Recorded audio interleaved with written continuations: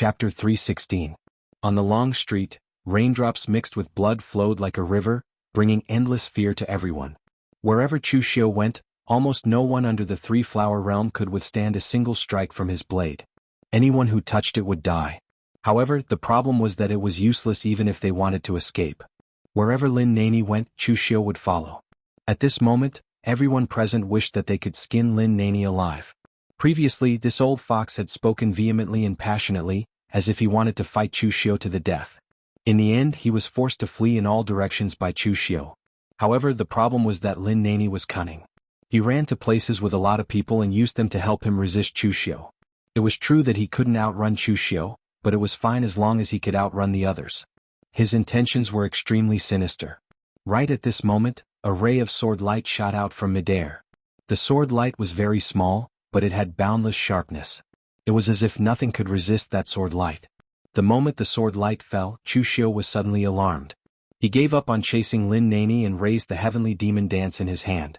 With a slash, the blood-refined divine power and the Avicii demonic chi fused together and sprayed towards the sword light. However, the seemingly inconspicuous sword light instantly defeated Chu Xiu's blood-refined divine power and the Avicii demonic chi. It slashed on Chu Xiu's heavenly demon dance, making a loud clang.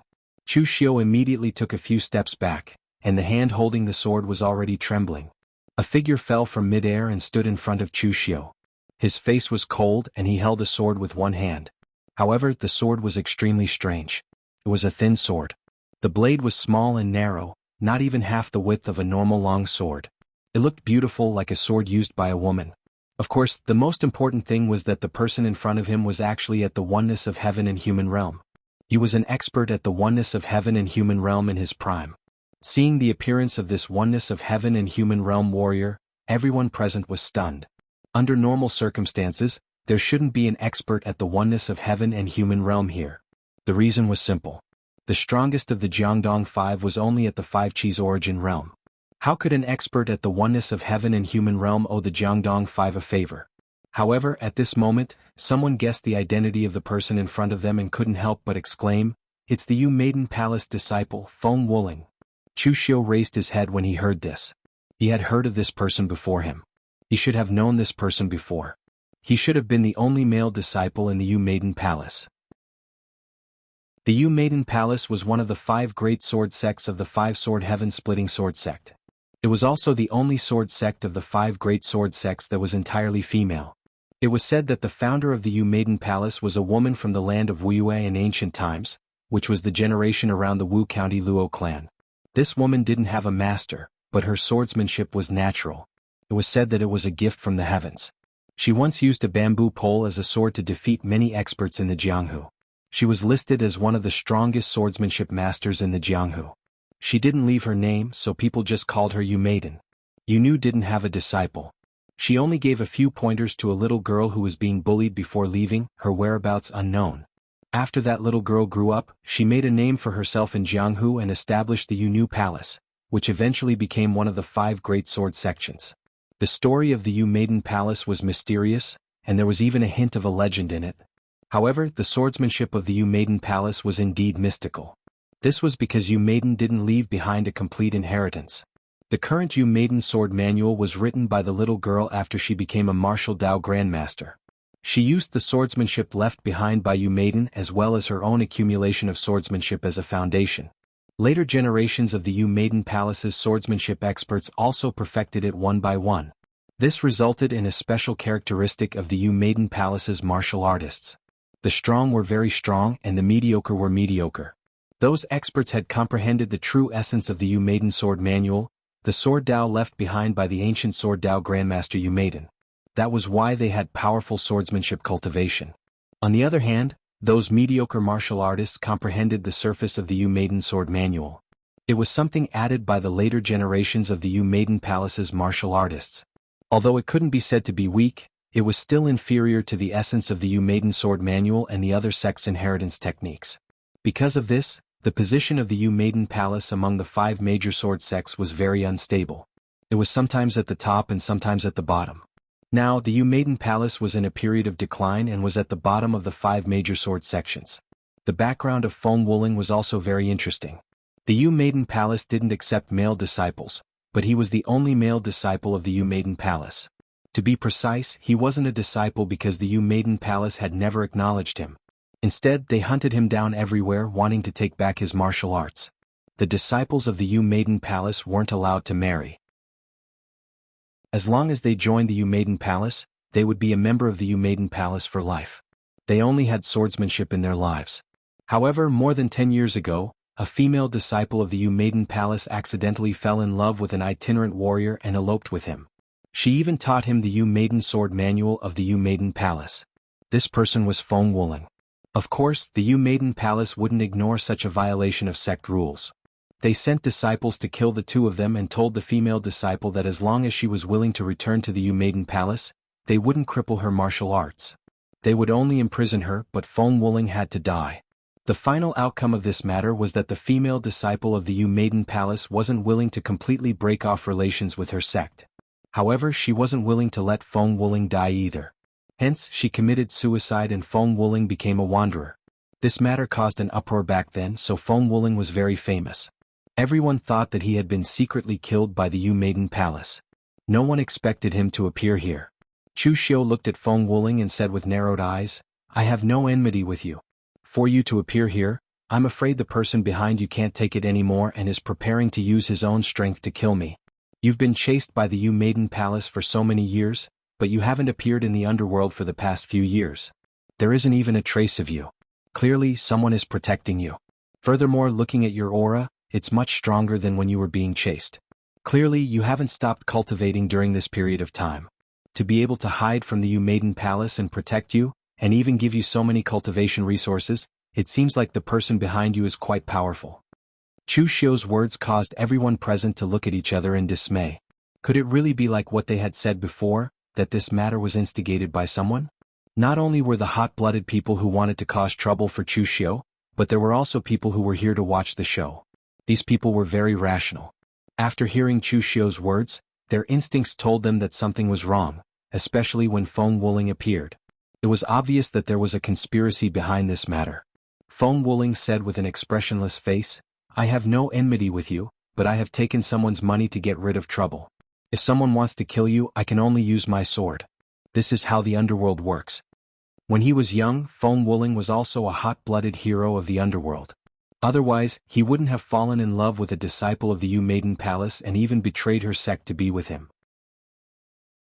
But now, after being chased by the Yu Maiden Palace for so many years, Feng Wuling's blood had long turned cold, and his heart had long died. He had seen countless cruel things in the underworld. Now Feng Wuling was just a sword that killed.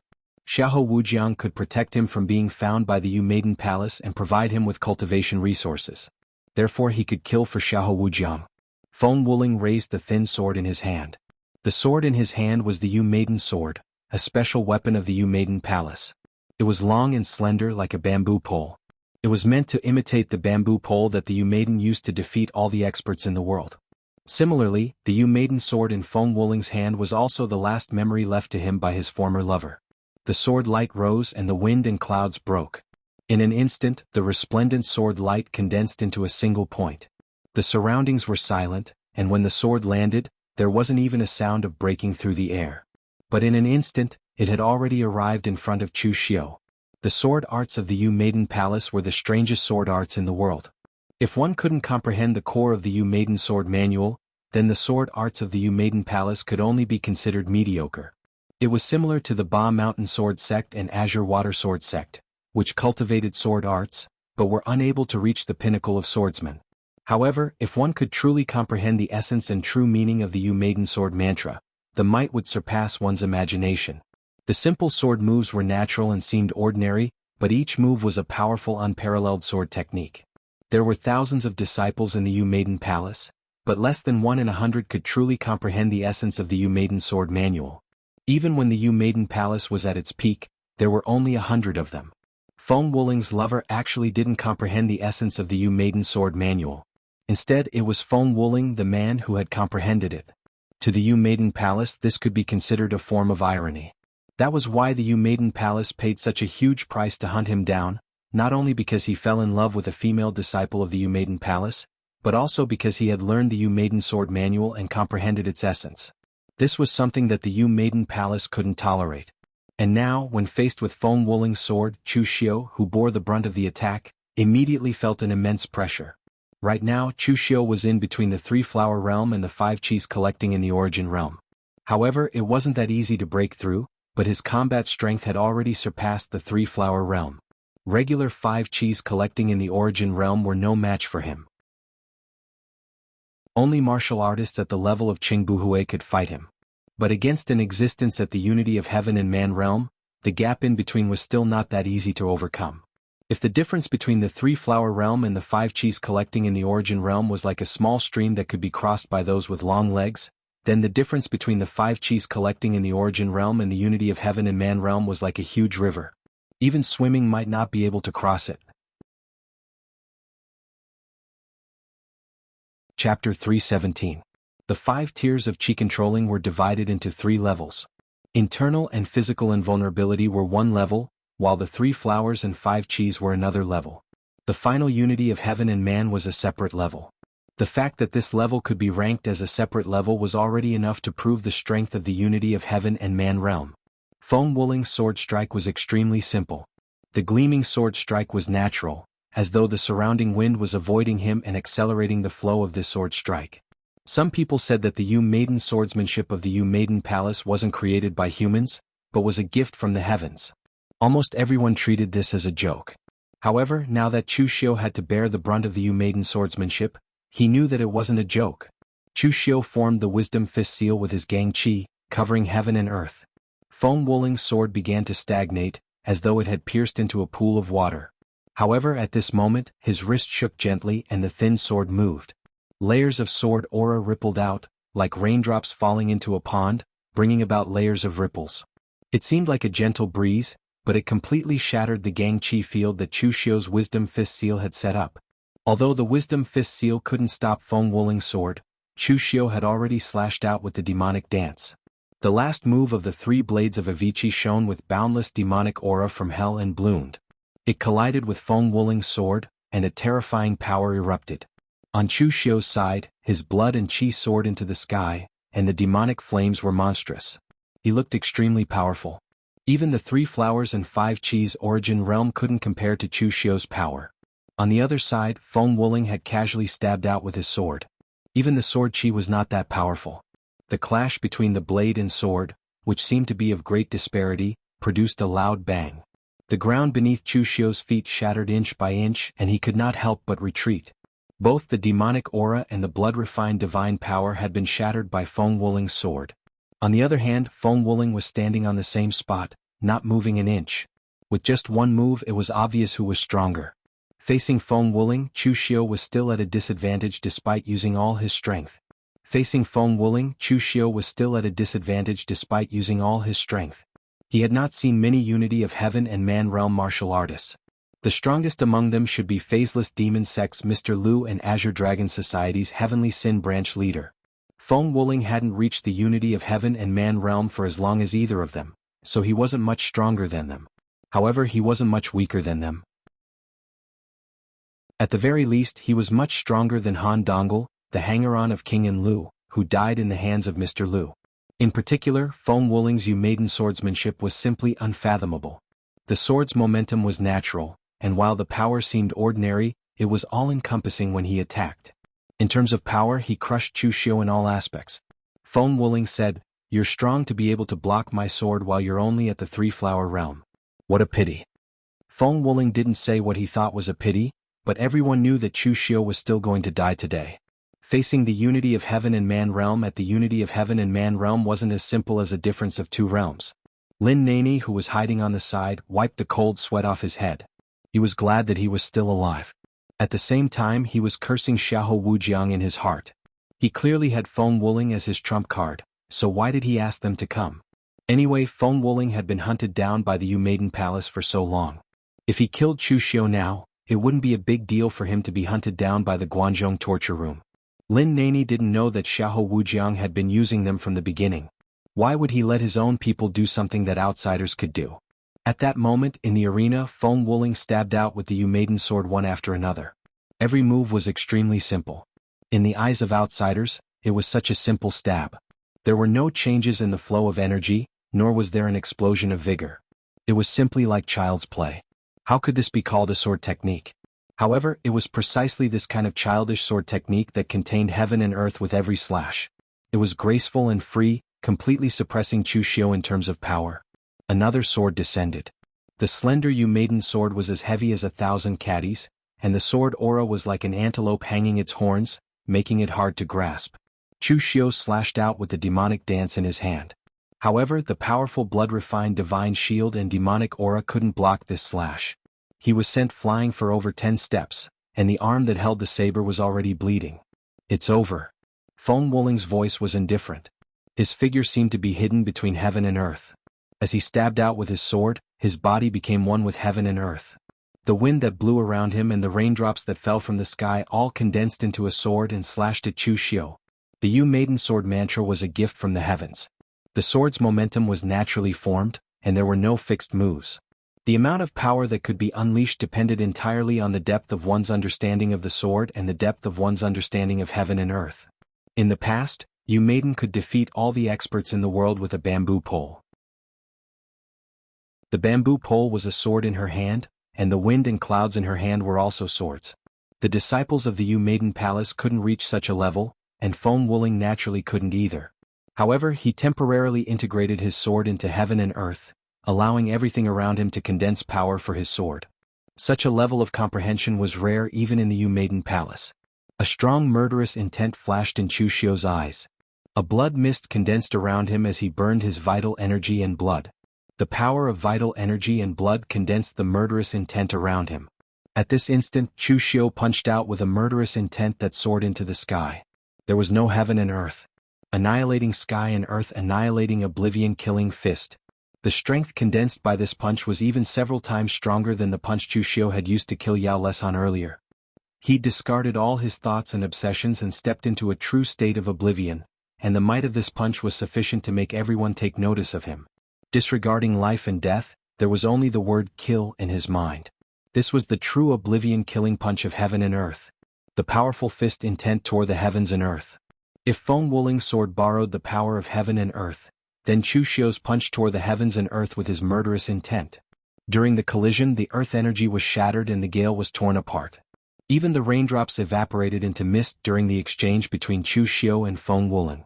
Chu Xiu's fist collided with the edge of the sword, and a stream of blood spurted out.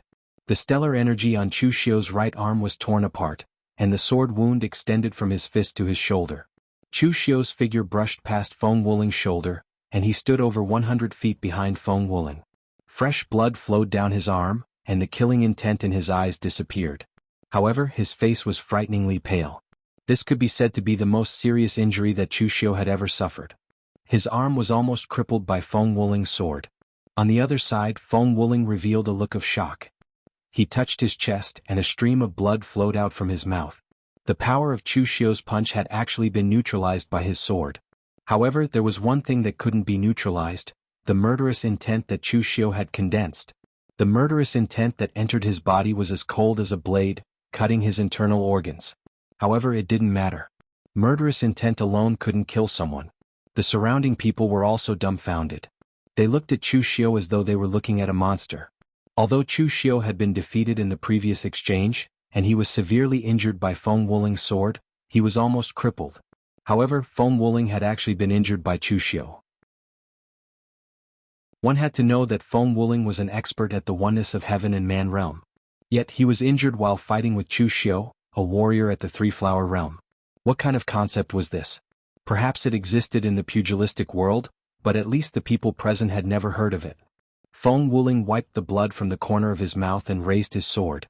Just as he was about to attack, a crazy murderous intent suddenly appeared in his eyes. He was no longer as calm as before.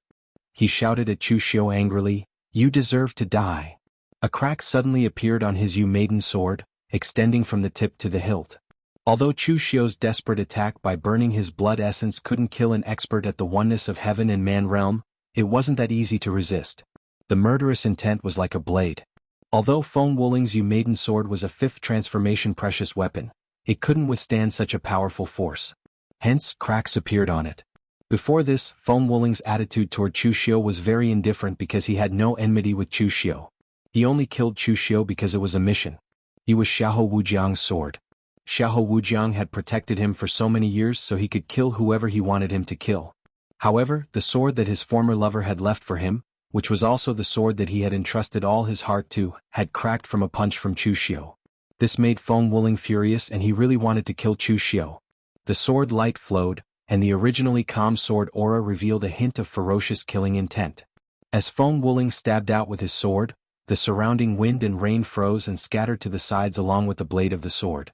It was as though they were opening up a path for Feng Wuling's sword. The enraged Feng Wuling attacked with all his might, and his power was several times stronger than before. However, at this moment Chu Xiu seemed to have sensed something.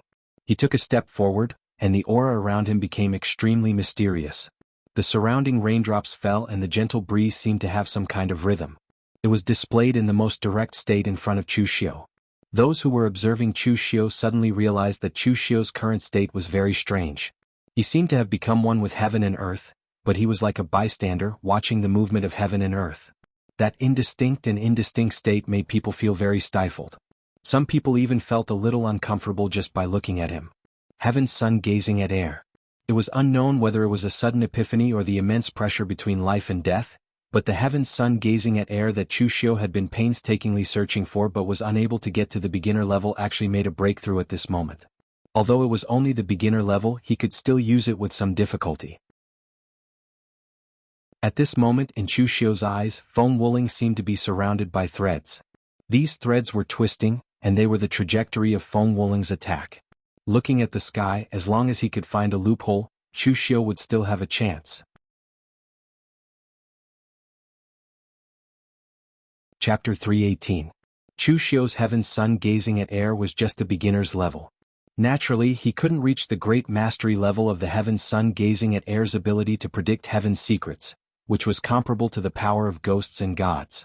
However, even if it was just a beginner's level, it was enough for Chu Xiu. Feng Wuling was indeed very powerful. Even under Chu Xiu's heaven's son gazing at air, his sword aura was almost invulnerable. The natural Yu Maiden swordplay could be said to be a sword technique with the least flaws. It was a sword bestowed by the heavens. If one wanted to find its flaws, they would have to find the flaws of the entire world. Although there were no flaws in the sword technique, there were flaws in the person. Previously, Chu Xiu accidentally cracked the Yu Maiden sword in Feng Wuling's hand, causing him to lose his cool and fall into a violent rage. This was Feng Wuling's flaw, the flaw in his state of mind. The blade of the sword tore through the sky. Under that powerful might, the wind and rain were torn apart. The aura on Chu Xiu's body fluctuated. In Chu Xiu's eyes, lines condensed into Feng Wuling's trajectory. Even the vital energy around his body was constantly changing, reflecting in Chu Xiu's eyes. Now that Chu Xiu was severely injured, there was only one chance. Feng Wuling would die if he grasped that flaw. If he failed, Chu Xiu would die. Among those twisting lines, the anger and murderous intent in Feng Wuling's heart caused the center of his sword force to be the most unstable. At the moment when one of the lines twisted, Chu Xiu also made his move. His right arm was severely injured. With his left hand holding the blade, monstrous demonic aura condensed on the blade. The blood-refined divine shield was condensed to the extreme by Chu Xiu. His body took the initiative to collide with Feng Wuling. Everyone was stunned when they saw this scene. Could it be that Chu Xiu had gone mad? Was he sending himself to his death? However, the next scene was beyond their imagination. Chu Xiu's blade collided with Feng Wuling's sword. The blade slashed out at an extremely tricky angle. All the demonic aura gathered at one point and exploded. The Yu Maiden sword in Feng Wuling's hand suddenly shattered. No! Feng Wuling roared furiously, his eyes filled with endless madness. The Yu Maiden sword was the only remembrance left to him by his lover, as well as the only thing he could entrust his heart to. Now that it had been destroyed by Chu Xiu, he instantly fell into a frenzy. Although it was the same sword force of the Yu Maiden sword, it was filled with endless anger and murderous intent. Although it was the same sword force as the Yu Maiden sword, it was Chu and Feng Wuling and Chu Xiu sword. With a Feng Xiu and Xiu Feng and blood Shan Feng and blood Feng Chu Xiu Shan and Fengus, and Chu Wu Feng Zai's Qin and Chu Xiu Feng. Chu. Qin Chu Tu. Chu Wu Xiu Ling. Xiu. The arena was silent. A bloody hole appeared under Chu Xiu's ribs, and fresh blood was flowing out slowly. At the critical moment, Chu Xiu had used the Heaven's Sun Gazing at Air spell to predict Feng Wuling's attack trajectory. He had forcefully shifted his position and condensed his chi of vigor. Therefore, only a bloody hole had appeared under his ribs. Otherwise, Feng Wuling's attack would have completely shattered Chu Xiu's heart. However, when they looked at Feng Wuling's side, everyone present gasped in shock. Feng Wuling stood on the spot with a pale face, and there was a bloody wound on his neck. Feng Wuling lifted his head, and a look of relief appeared in his eyes. Just as he was about to say something, fresh blood spurted out from his neck, and his body fell to the ground. Chu Xiu heaved a sigh of relief. He had won this round, but it was a fluke. The Heaven's Sun Gazing at Air spell could only give Chu Xiu a chance. Whether or not Chu Xiu could grasp this opportunity depended on himself. Just now he had used all his strength. After using the Heaven's Sun Gazing at Air spell to identify Feng Wuling's loophole, he finally shattered Feng Wuling's chi of vigor with one slash, and the edge of his blade had narrowly slid across Feng Wuling's neck. He was really very lucky in this battle. In all fairness, Feng Wuling was very strong. If Chu Xiu had not managed to create a crack on his Yu Maiden sword, causing Feng Wuling to be enraged, Chu Xiu would not have been able to find his loophole. By the time Chu Xiu completely shattered Feng Wuling's Yu Maiden sword, Feng Wuling had already descended into madness. As a martial artist who had lost his mind, he was full of loopholes. The only difference was whether or not Chu Xiu could successfully grasp this loophole. Chu Xiu did not see Feng Wuling's final gaze. In fact, Feng Wuling's heart had already died after his lover committed suicide. Feng Wuling was just a walking corpse who only knew how to think about the past. Although he was not afraid of death, he did not have the motivation to live. Now that Chu Xiu had killed him, Feng Wuling could actually be considered a release for him. At this moment, Feng Wuling's death made everyone present fall silent. What did they just see? Chu Xiu actually killed a great expert at the unity of heaven and man realm. A three-flower realm cultivator killing someone at the unity of heaven and man realm was simply unheard of. At the very least, they had never heard of such a thing. This kind of strength was simply unimaginable. At this moment, everyone looked at Chu Xiu with horror in their eyes. Was he still human? Up in the restaurant, Chan'er's eyes were also filled with horror. When one's strength reached a certain level, it would make one ignore one's background. Chan'er had always thought that her master was the most outstanding. It was not like her master had never killed a martial artist at the Five Chi's origin realm. Killing someone one level higher was definitely not difficult for Xiahou Wujiang. However, no matter how strong Xiahou Wujiang was, he was not strong enough to be able to kill a great expert at the unity of heaven and man realm, especially when Feng Wuling was not an ordinary one. Even among the many martial artists at the unity of heaven and man realm, Feng Wuling was considered an expert. With Chan'er's strength, she naturally could not see the danger in the battle between Chu Xiu and Feng Wuling, as well as the flaws in Feng Wuling's performance. Anyway, in the eyes of most people in the Jianghu, they only looked at the results and did not care about the process. They only saw that Chu Xiu killed Feng Wuling. It was that simple. Just now, Chan'er made the decision to let Feng Wuling kill Chu Xiu on her own. It was because she saw the threat Chu Xiu posed. Previously, Xiahou Wujiang did not take Chu Xiu seriously. He had only done this to vent his anger. However, after Chan'er saw Chu Xiu's performance, she knew that if Chu Xiu did not die, he would definitely become a great enemy of her master in the future. Therefore, even though Chan'er knew that Feng Wuling would easily expose himself, she still insisted on letting Feng Wuling kill Chu Xiu. Even if Feng Wuling's identity was exposed and he could not fight for a period of time, it was all worth it as long as he could kill Chu Xiu. However, Chan'er never imagined that Chu Xiu would be so strong that even Feng Wuling died in his hands. Chan'er had already made up her mind. After she returned to the Xiahou clan, she would definitely let her master use all his strength to kill Chu Xiu. Otherwise, if today's matter was exposed, Chu Xiu would definitely become her master's sworn enemy. With such an enemy, her master would definitely be in endless trouble in the future. At the same time, even though Chu Xiu was heavily injured, not a single person in the crowd dared to try and take advantage of him, and it was even to the extent that many people had fled in secret. At this moment, Chu Xiu was no different from a demon in their hearts. Who would dare to go forward and court death? At this moment, Chu Xiu looked at Lin Nani with a sinister murderous look in his eyes. It did not matter whether Lin Nani died or not. What was important was that he wanted to know who set up this trap today. In the battle with Feng Wuling just now, Chu Xiu could not hold back, and it was impossible for him to hold back. Fortunately, there was still Lin Nani alive to interrogate. Seeing Chu Xiu's gaze, Lin Nani suddenly shivered and turned to flee. Just now, he thought that with an expert at the unity of heaven and man realm coming forward, this matter would be in the bag and Chu Xiu would definitely die. However, who would have thought that Chu Xiu was so abnormal that he could even kill an expert at the unity of heaven and man realm? If he had known earlier, he would have fled first. However, it was not too late to escape now. Chu Xiu had just fought with an expert at the unity of heaven and man realm, and he was also seriously injured. It was impossible for him to be as fast as before. In fact, it was indeed as Lin Nani had guessed. Chu Xiu's injuries were not light. Even the speed of the internal binding seal could not be unleashed to its limit. However, Lin Nani did not wait for him to run far before a warrior at the Three-Flower Realm suddenly rushed out of an alley and directly punched at Lin Nani. If Lin Nani was at his peak, he naturally did not care about a small warrior at the Three-Flower Realm. However, he was currently running for his life and did not expect someone to suddenly attack him.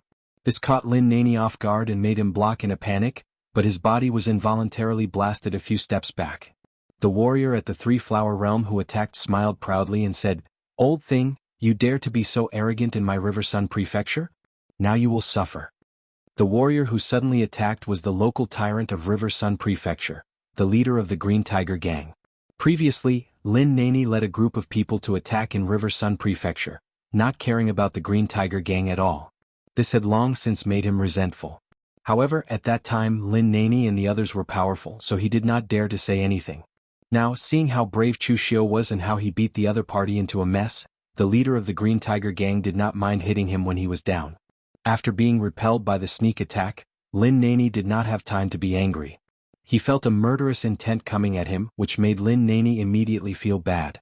Before Lin Nani could turn around, a bright light had already bloomed behind him. The complete Aquarius seal. With a loud bang, Lin Nani was blasted and spat out a mouthful of blood. However, he was immediately lifted up by his neck by Chu Xiu. Chu Xiu smiled at Lin Nani and said coldly, "You are very good at running. Why don't you keep running now?"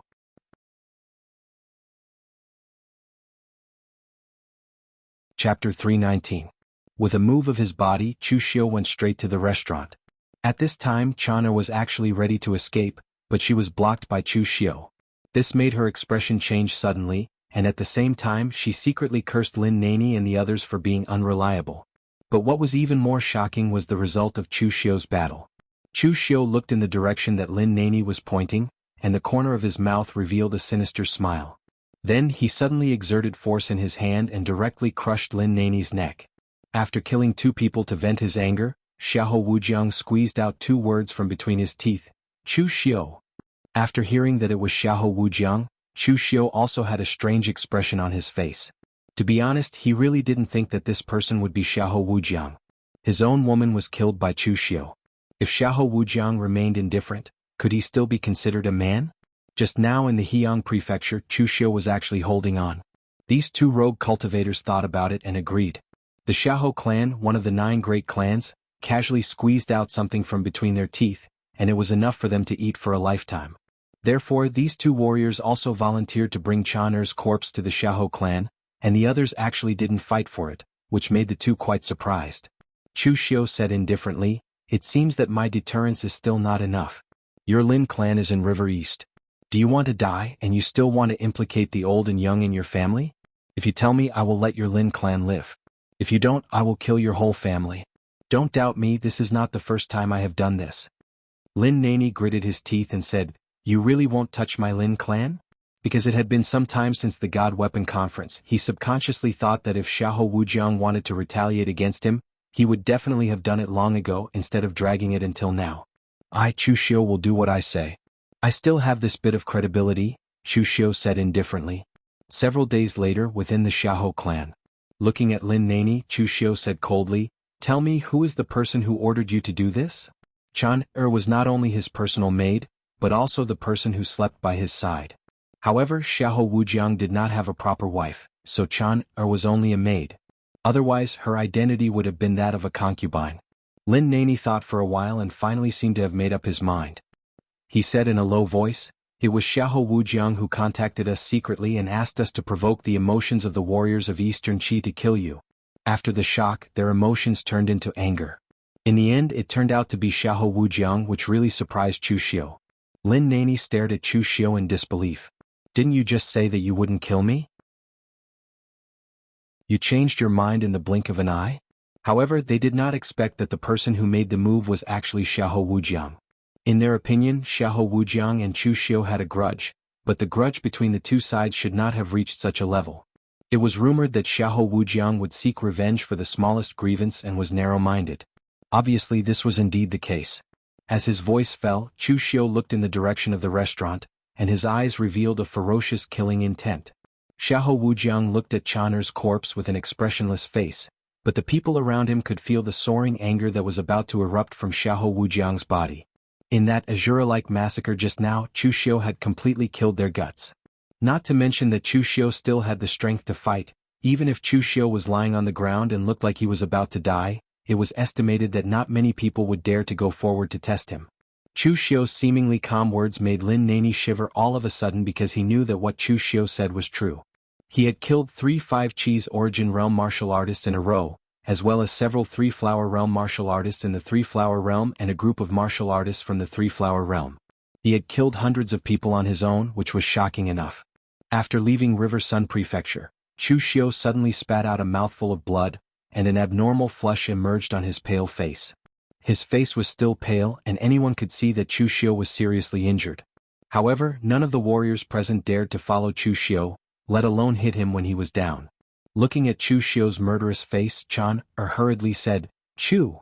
In fact, some people had already instigated the anger of the Eastern Qi warriors before, and some people with a clear mind had already seen that someone was definitely plotting this. Now it seemed that it was indeed the case. However, things were a little different from what they had imagined. Xiahou Wujiang had been looking at the corpse for a while, but he had no intention of rewarding the two of them, which made them a little anxious.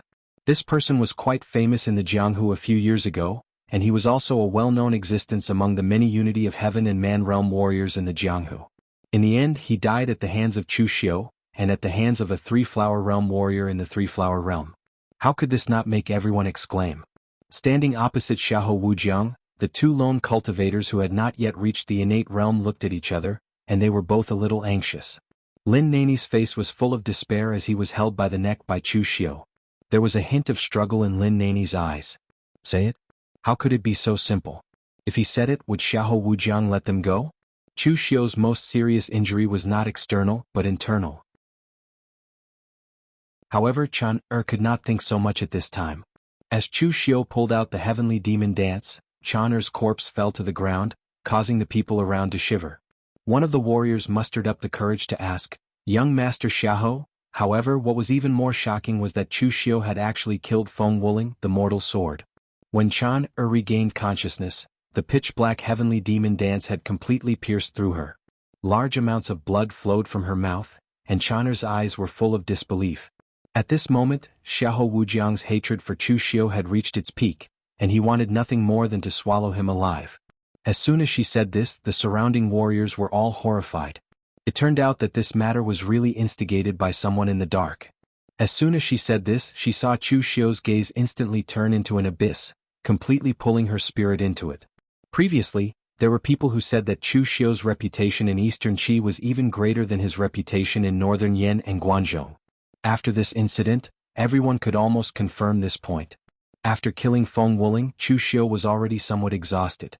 Chu Xiu threw Lin Nani's corpse to the side and said indifferently, "I only said not to destroy your Lin clan, but I didn't say not to kill you." Feng Wuling's sword finger had blasted a bloody hole in Chu Xiu's ribs, but there was sword aura entering his body and entrenched in Chu Xiu's meridians, tearing them apart continuously. It would probably take some time for it to be cleared. After saying this, Chu Xiu's figure slowly left the long street and walked out of River Sun Prefecture. She could not believe that Chu Xiu had killed her without even listening to a word from her. Did Chu Xiu not know her identity? Xiahou Wujiang. Of course, what made them even more horrified was Chu Xiu's attitude. When Lin Nani saw that Chu Xiu did not speak, he thought that Chu Xiu did not believe him. Lin Nani hurriedly said, "What I said is true. Xiahou Wujiang's maidservant, Chan'er, is observing this from that restaurant." Therefore, after receiving the news, Xiahou Wujiang did not care about the strength displayed by Chu Xiu, nor did he care about the dead Feng Wuling. Right now, he could not wait to immediately cut Chu Xiu into 1,000 pieces. While Chu Xiu was recuperating, news of what happened in River Sun Prefecture also spread, and it immediately caused a stir in the Eastern Qi martial arts circle. Since they wanted to kill Chu Xiu, they had naturally studied Chu Xiu's information. Whether it was during the period of the Blue Dragon Society or the period of the Guanzhong torture room, it was not the first time that Chu Xiu had destroyed an entire family and clan. He would really do what he said. This time they were actually played like monkeys and came here to seek death from Chu Xiu. How could they not be angry? Chu Xiu killed such a beautiful woman just like that. He was really cruel and merciless. River Sun Prefecture was not a place to recuperate, and Chu Xiu's current injuries could no longer support him on his journey. Therefore, Chu Xiu forced himself to find a deserted mountain, blasted a cave and temporarily recuperated in it. They were the ones who brought Chaner's body back. It was precisely because Chu Xiu said that as long as they brought Chaner's body back to the Xiahou clan, they would definitely be rewarded. That was why they made this trip. Therefore, Chu Xiu previously guessed that it might be the crown prince or the second prince who did it. They had the reason and the ability to cause such a big movement in such a short period of time. This woman was Xiahou Wujiang's person, but in the end, Chu Xiu killed her just like that. He didn't even give her a chance to say a word. One could imagine how Chu Xiu's attitude towards Xiahou Wujiang and the Xiahou clan was.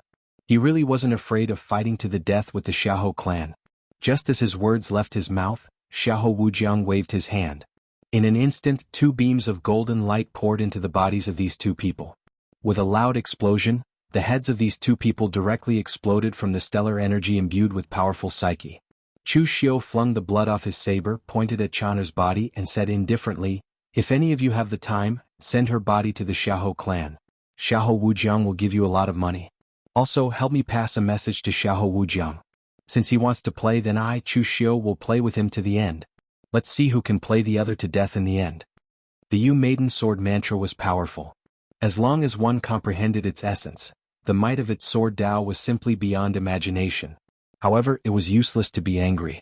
The other party was the most outstanding genius of this generation of the Nansang Xiahou clan. Even if they, these poor wandering martial artists, were played by him, they could only endure it. How could they go and find Xiahou Wujiang to ask for an explanation? However, Chu Xiu couldn't show the slightest bit of weakness. Otherwise, he couldn't be sure if someone would hit him when he was down. The headless body fell to the ground. Perhaps it was only at the moment before they died that they knew why no one fought with them over it. Who would fight over something that was sending themselves to death?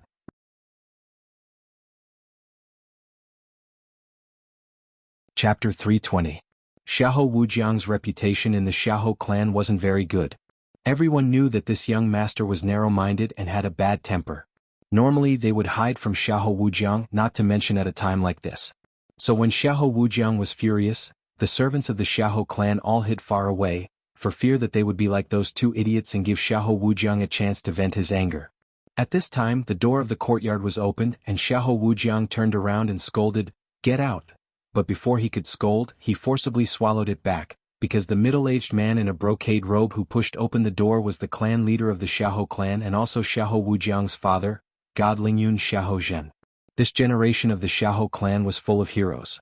Xiahou Zhen's aptitude was mediocre when he was young, and he wasn't valued at all.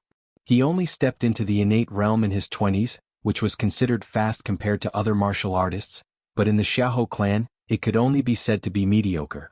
But after stepping into the innate realm, Xiahou Zhen amazed everyone with a single brilliant feat. It was as if he had no bottlenecks, and he crossed the 5th level of the Qi-controlling realm all the way to become a martial arts master. Moreover, he also displayed his incomparably skilled skills, as if he was crushing all his opponents at that time, and became the clan leader of the Xiahou clan. Seeing Xiahou Wujiang's appearance, Xiahou Zhen said indifferently, "What, can't afford to lose? Are you going to do it yourself?" Before Xiahou Wujiang could speak, he saw Xiahou Zhen's gaze instantly turn gloomy. "What did I teach you back then? If you don't kill a snake, you will be harmed. If you want to deal with someone, you either don't make a move, or if you make a move, you must completely defeat the other party in one blow. But what about you? You always do things with a joking mind and you don't put anyone in your eyes. Do you really think you're invincible in the younger generation? Or do you think that my Xiahou clan is the former Kunlun devil cult that can suppress the world, and you don't put anyone in your eyes?" Xiahou Wujiang was just about to defend himself when Xiahou Zhen shouted, "You still dare to quibble?" Xiahou Wujiang's mouth moved. He was scolded without saying a word. If he really dared to defend himself, Xiahou Zhen would probably directly slap him. With a cold snort, Xiahou Zhen said, "Don't think I don't know what you're thinking. You're too talented and you've been too successful since you were young. This has also led you to look down on everyone. I warned you when you offended Mo Tianlin because of that girl from the Luo family. After all, Mo Tianlin is a disciple of the Mo family of Shangyang. Mo Tianlin is inferior to you now, but what about in the future? Although some people were not your match in a direct confrontation, if they wanted to hit you while you were down, they would definitely bring you big trouble. Chu Xiu's ranking on the Longhu roll is above yours. After the Divine Armament meeting, he became the most outstanding disciple of the Guanzhong Punishment Hall's younger generation, and Guan Xiu thought highly of him. He is now the Guanzhong Torture Room's patrol inspector, and he will be the torture officer in the future.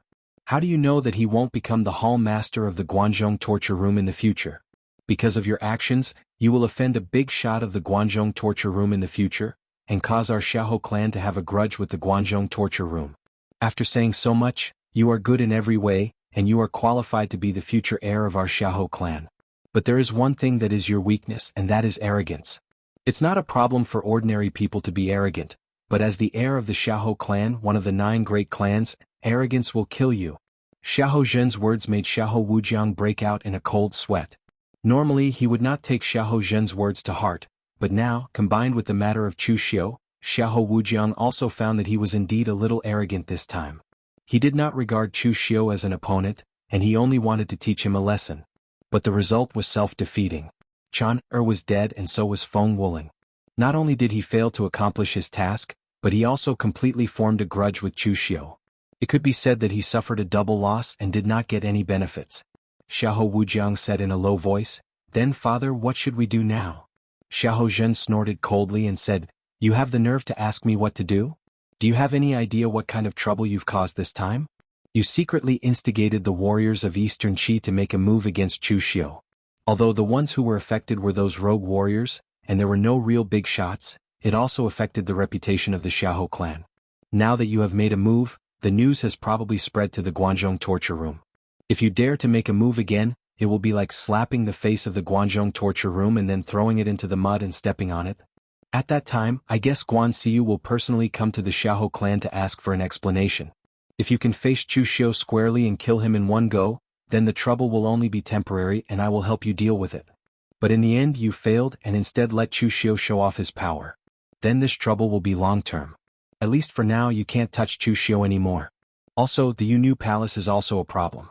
You really have the guts to dare to recruit people like Feng Wuling. Even I don't know about this matter. It's not like you didn't see how the Yu Palace chased after Feng Wuling in the past few years. After this matter, although Feng Wuling is dead, the Yu Palace has already come to the door and wants the Xiahou clan to give them an explanation. After all, those women are not big-hearted. Your matter this time has already caused the elders to be very dissatisfied. From today onwards, you will go to the ancestral hall to cultivate in seclusion. Without my permission you are not allowed to see anyone, and you are not allowed to take half a step out of the ancestral hall. After saying that, Xiahou Zhen snorted coldly and turned to leave. In fact, Xiahou Zhen was not so angry in his heart. This matter might be a good thing for Xiahou Wujiang. Xiahou Zhen had been quiet for a long time, and his state of mind and potential had been polished to perfection. This was why he could amaze the world with a brilliant feat and catch up from behind. On the other hand, his son was the exact opposite. He was born a genius and had never suffered any setbacks or hardships in his life. This also led to the defect of his arrogant character. If the matter of Chu Xiu could make Xiahou Wujiang reflect thoroughly and change this bad habit, it might be a good thing. The Battle of River Sun Prefecture caused a lot of noise in Eastern Qi, but in the end, it was still suppressed by the Xiahou clan. Anyway, Chu Xiu did not die in the end, and the Guanzhong Torture Room could not cause trouble for the Xiahou clan with great fanfare just for Chu Xiu. As for the Yu Palace, the Xiahou clan also used some unknown method to settle the matter. In short, the matter was temporarily peaceful. Half a month later, Chu Xiu also walked out of the cave where he cultivated in seclusion. Squinting at the sun above his head, Chu Xiu's face was still pale at this time. Although his injuries were healed, his vitality was not so easy to recover. This time, the injuries Chu Xiu suffered were also a little serious, so after returning to the Guanzhong Torture Room, he also had to continue to cultivate in seclusion for a period of time, so that he could completely recover his vitality, and also try to break through the 5 cheese collecting in Origin Realm. After coming out of seclusion, Chu Xiu also specially inquired about the matter regarding the Xiahou clan. After learning that Xiahou Wujiang was grounded and that the Xiahou clan had completely suppressed the disturbance, Chu Xiu also understood that this matter should be Xiahou Wujiang's own decision, and the Xiahou clan did not participate in it. Otherwise, if the Xiahou clan wanted to kill him, Chu Xiu would not have escaped so easily, and the Xiahou clan would not have let go so easily either. Just as Chu Xiu was preparing to return to the Guanzhong torture room, just as he appeared in the prefecture government, someone took the initiative to come to the door, and this person was something that Chu Xiu did not expect. The person who came turned out to be the Guangdong torturer of the Guanzhong torture room, Million Swords Flow, Xiao Yi. Seeing Xiao Yi coming, Chu Xiu could not help but ask curiously, "Why are you here, Lord Xiao?" The corner of Xiao Yi's mouth had a faint smile and he said, "How could the Guanzhong torture room not know that you caused such a big mess in Eastern Qi? You are the most outstanding young disciple of the Guanzhong torture room of this generation. If the Guanzhong torture room did not even have the slightest bit of response, it would be a little too much. In order to prevent the Xiahou clan from making another move, I came to receive you, but who knew that you would hide yourself? I have been looking for you for many days, and only when someone said that you had appeared here, did I rush over." Chu Xiu nodded and said, "Thank you, Lord Xiao, for your help." At this time, Chu Xiu suddenly thought of something and asked, "Lord Xiao, did the hall master send you this time?" Chu Xiu was a little puzzled because Xiao Yi did not seem to have any relationship with him. If someone had come, it should have been Wei Juduan who was his superior. Chu Xiu vaguely guessed something and he could not help but sneer in his heart. Xiao Yi was stunned, but then he smiled and said, "It is said that you are not on good terms with your superior, Wei Juduan, so I can't be bothered to cover for him. The hall master said in front of the 4 of us that he was going to send someone to receive you, so this person was indeed sent by Wei Juduan.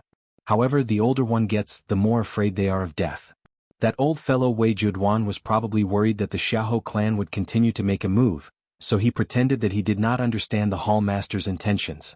Thus, the hall master could only send me, who asked me to be so free during this period of time." When Xiao Yi revealed the matter, Chu Xiu was actually not angry. In any case, he and Wei Juduan had completely fallen out because of the Wei and Zhang clans. However, he really did not expect that Wei Juduan would dare to play such a trick in front of Guan Xiu. He reckoned that his position in Guan Xiu's heart would definitely plummet.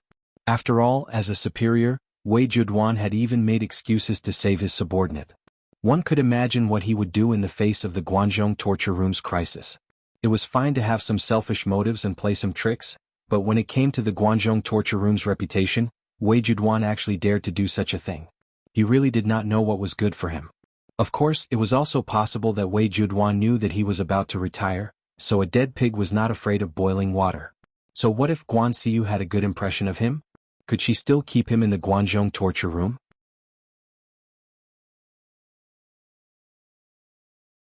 Chapter 321. Chu Xiu didn't continue asking about Wei Juduan. After all, he wasn't that familiar with Xiao Yi, and some things weren't easy to talk about. However, Xiao Yi was very talkative. He patted Chu Xiu's shoulder and said, "Xiahou Wujiang schemed against you this time. Although it's a personal grudge between the two of you, Xiahou Wujiang's methods are a bit too dirty. You're from the Guanzhong torture room and Xiahou Wujiang slandered you. That's the same as slandering the Guanzhong torture room. However, although Master Guan wants to interfere in this matter, he can't do so. The Guanzhong torture room has been dealing with internal affairs all these years, so it's not that famous in the pugilistic world. At least, it's not as famous as the Xiahou clan, which is one of the top 9 aristocratic families. In addition, the Xiahou clan stopped in time, so Master Guan is prepared to let this matter go." Chu Xiu nodded. He didn't feel that it was unfair. Big forces were like this. They were thinking about giving in and compromising with each other. Moreover, he had heard that even the Yu Palace had appeared to demand an explanation from Madame Xiahou, but they had been dealt with by Madame Xiahou. In that case, even if he went to the Guanzhong punishment hall, it would be useless. At this time, Xiao Yi suddenly stared at Chu Xiu and said, "To be honest, I kind of want to fight with you now. You know my background. I used to be a disciple of the Sitting Sword Hut, and Feng Wuling's inheritance is in the Yu Palace. Back when the Yu Palace was chasing after him, I wanted to find a chance to fight with him and have a taste of the Yu sword. It was very unpleasant to fight with those women from the Yu Palace. Now that a man has finally come, I've wanted to try it for a long time. I didn't expect Feng Wuling to be killed by you once he appeared after disappearing for so many years. Now I want to fight with you. Chu Xiu smiled bitterly and said, Don't tease me, Lord Xiao. Don't you know how strong I am? Feng Wuling did die in my hands, but I won that battle by sheer luck. There was a loophole in Feng Wuling's heart, and it was a huge loophole. In that battle, I completely tore apart the hole in his mental state, and only then was I able to seize the last chance to kill him. If Feng Wuling was at his peak, I wouldn't have the slightest confidence in killing him. In fact, I don't even know if I could escape alive from Feng Wuling. Xiao Yi smiled and said, Don't be humble. Being able to find loopholes is also a kind of ability. If it were someone else, they wouldn't be able to find any loopholes even if they searched for all the detailed information on Feng Wuling. Even if they found them, they wouldn't have the ability to do so. Chu Xiu cupped his fists and said, Lord Xiao is overpraising me. After exchanging a few more pleasantries, the two of them set off, ready to return to the Guanzhong torture room. Xiao Yi was a little lazy and talkative, always taking the initiative to talk to others. However, he got along well with Chu Xiu.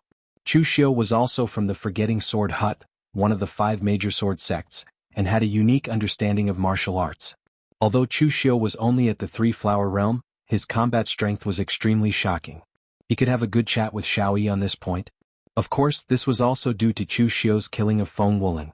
Otherwise, Xiao Yi wouldn't have been interested in talking so much with an ordinary 3-flower realm martial artist. Nothing happened on the way back to the Guanzhong torture room. Since the Xiahou clan had already decided to completely suppress the matter, they naturally wouldn't come out and cause trouble again. After returning to the Guanzhong torture room, Chu Xiu was surrounded by the martial artists who came and went from the Guanzhong torture room. The Guanzhong torture room had been quiet for so many years, and there were actually not many people who could really make a name for themselves in the martial world. For example, the torture officers and the leaders of the Guanzhong torture room were actually not weak. For example, Xiao Yi and Si Ming. In Chu Xiu's opinion, their strength was definitely not weaker than experts at the level of Mr. Liu and the Heavenly Sin branch leader. However, they were very low-key and unknown in the martial world. In the end, Chu Xiu, a disciple of the younger generation, made such a big name for himself in the martial world. This was somewhat unexpected to many. Of course, most of the martial artists in the Guanzhong torture room looked at Chu Xiu with kind eyes. No matter how bad Chu Xiu's reputation was outside and how many people scolded him, at the very least Chu Xiu was a member of the Guanzhong torture room. He also represented the Guanzhong torture room in the martial world. This also made the constables of the Guanzhong torture room feel proud. As for those who were jealous, although there were people, they were still in the minority. After all, Chu Xiu's current achievements were a little too great. As long as one wasn't an idiot, they should know how big the gap between them and Chu Xiu was. Jealousy? It was basically a joke to say it out loud. Xiao Yi brought Chu Xiu to the main hall to report. Not only was Guan Siyu there, but the other 3 torture officers were also there. Xiao Yi walked into the hall and said with a smile, cupping his hands, Hall Master, I was fortunate enough to not let you down. I went through a lot of trouble to bring Chu Xiu back. I completed such a big task. You should at least give me some reward, right? Guan Siyu knew Xiao Yi's character. When he heard this, he only said lightly, Some people from the Miaojiang of West Chu want to use the land of Guanzhong to open up a trade route to northern Yan. They are going back and forth with the Guanzhong torture room. I will reward you to negotiate with them. How about that? When Xiao Yi heard this, he hurriedly waved his hand and said, Forget it. Those guys from the Miaojiang are famous for being difficult. I don't want to deal with them. Xiao Yi joked, but the atmosphere in the hall was a bit strange. As Chu Xiu's superior, Wei Juduan should have gone up to greet Chu Xiu when he returned. However, he didn't say a word. He looked at Chu Xiu with deep fear. Previously, because of the Wei family's matter, Wei Juduan had already fallen out with Chu Xiu. But at that time, Chu Xiu had the general trend. Even though he was Chu Xiu's superior, he couldn't even think about punishing Chu Xiu. Therefore, the matter could only be left unsettled, allowing Chu Xiu to grasp the business lifeline of the entire Guanxi region. Wei Juduan could do nothing about it. Originally, Wei Juduan was prepared to wait for Chu Xiu's general trend to dissipate before teaching Chu Xiu a lesson. He wanted him to know what it meant to respect his superiors and subordinates. However, he didn't expect that Chu Xiu would become even more famous after going out. There were even rumors that he had killed a great expert at the unity of heaven and man realm. This made Wei Juduan extremely fearful. He also put away the thought of teaching Chu Xiu a lesson. However, he was still unwilling to concede to a subordinate like Chu Xiu when he was about to retire. This could be considered an obsession of Wei Juduan. Therefore, even in front of Guan Xiu he still acted like this. He couldn't even be bothered to put on an act. As for Yin Batong, ever since Chu Xiu entered the hall, he had been glaring at him fiercely. At this time he even stood up and coldly snorted. Chu Xiu, today the hall master and the other disciplinary officers are here. I want to ask you, how did my disciple Wang Qianping die? If you don't give me an explanation, this matter will definitely not end. Yin Batong had endured this matter for a long time. Cheng Zhouhai and the others had returned safely. They had even brought back merits and benefits. In the end, his disciple Wang Qianping had died in Eastern Qi. How could Yin Batong tolerate this? Cheng Zhouhai's position was absolutely neutral. He didn't side with Wang Qianping, nor did he side with Chu Xiu. He just recounted what had happened. It was true that Wang Qianping had been killed by a phaseless demon sect martial artist. However, Wang Qianping had a conflict with Chu Xiu before. In the end, just after the conflict had ended, Wang Qianping had died. How could there be such a coincidence in this world? In any case, Yin Batong didn't believe it. When Chu Xiu heard this, a hint of ridicule appeared on his face. He said, "What Lord Yin said is interesting. Wang Qianping didn't die in my hands. Why do you need an explanation from me? On the battlefield, a moment of distraction could easily lead to death. Wang Qianping was too slow. Who could he blame when he was killed by a phaseless demon sect martial artist? If you ask me, you should blame yourself, Lord Yin. Lord Yin, your nickname is the Shadowless Flying Dragon. Your speed can be said to be the fastest in my Guanzhong torture room. In the end, your disciple's speed is so slow. Could it be that you, Lord Yin, held back when you were teaching your disciple? Could it be that you were afraid that your disciple would starve to death? The current Chu Xiu wasn't the Chu Xiu of the past. He had the power to kill a unity of heaven and man expert. Even if he wasn't in existence at the level of the disciplinary officer, he still had the guts to challenge Yin Batong and the other martial artists. Yin Batong's face turned gloomy when he heard Chu Xiu's words. He said coldly, "Chu Xiu, how dare you be so impudent in front of the hall master? Do you still have any respect? Wang Qianping had a conflict with you before he died. In the end, he died the next day. How can there be such a coincidence in this world?" Chu Xiu spread his hands and said, "Who can say for sure what the heavens do? If you want to blame someone, you can only blame that Wang Qianping's bad luck and your poor teaching. You have to know that there are many martial artists who have conflicts with me, Chu Xiu. If everyone's death is blamed on me, then wouldn't I, Chu Xiu, be a god of death? Moreover, that Wang Qianping died in the hands of the phaseless demon sect's demon. In the end, you pushed the blame on me. What do you mean by that? Are you saying that I, Chu Xiu, have colluded with the demon? Lord Yin, sometimes you can eat whatever you want, but you can't say whatever you want. I am someone from the Guanzhong torture room. You slander me for colluding with the demon. Isn't that the same as splashing dirty water on the Guanzhong torture room? There are some words that you have to think carefully before you speak." After Chu Xiu finished speaking, Yin Batong's face was already red with anger. When had he ever been talked back to like this by a junior martial artist? Taking a step forward, Yin Batong's entire body erupted with gang qi. Even if it was in front of the Guanzhong torture room, he had to teach Chu Xiu a lesson. Don't think that just because you killed a Unity of Heaven Realm martial artist, Chu Xiu's strength can really be compared to a Unity of Heaven Realm martial artist. Who knows what kind of crafty tricks you used in the battle. However, before he could make a move, a figure had already blocked in front of him. This person was actually Chu Simo. This was something that no one present had expected.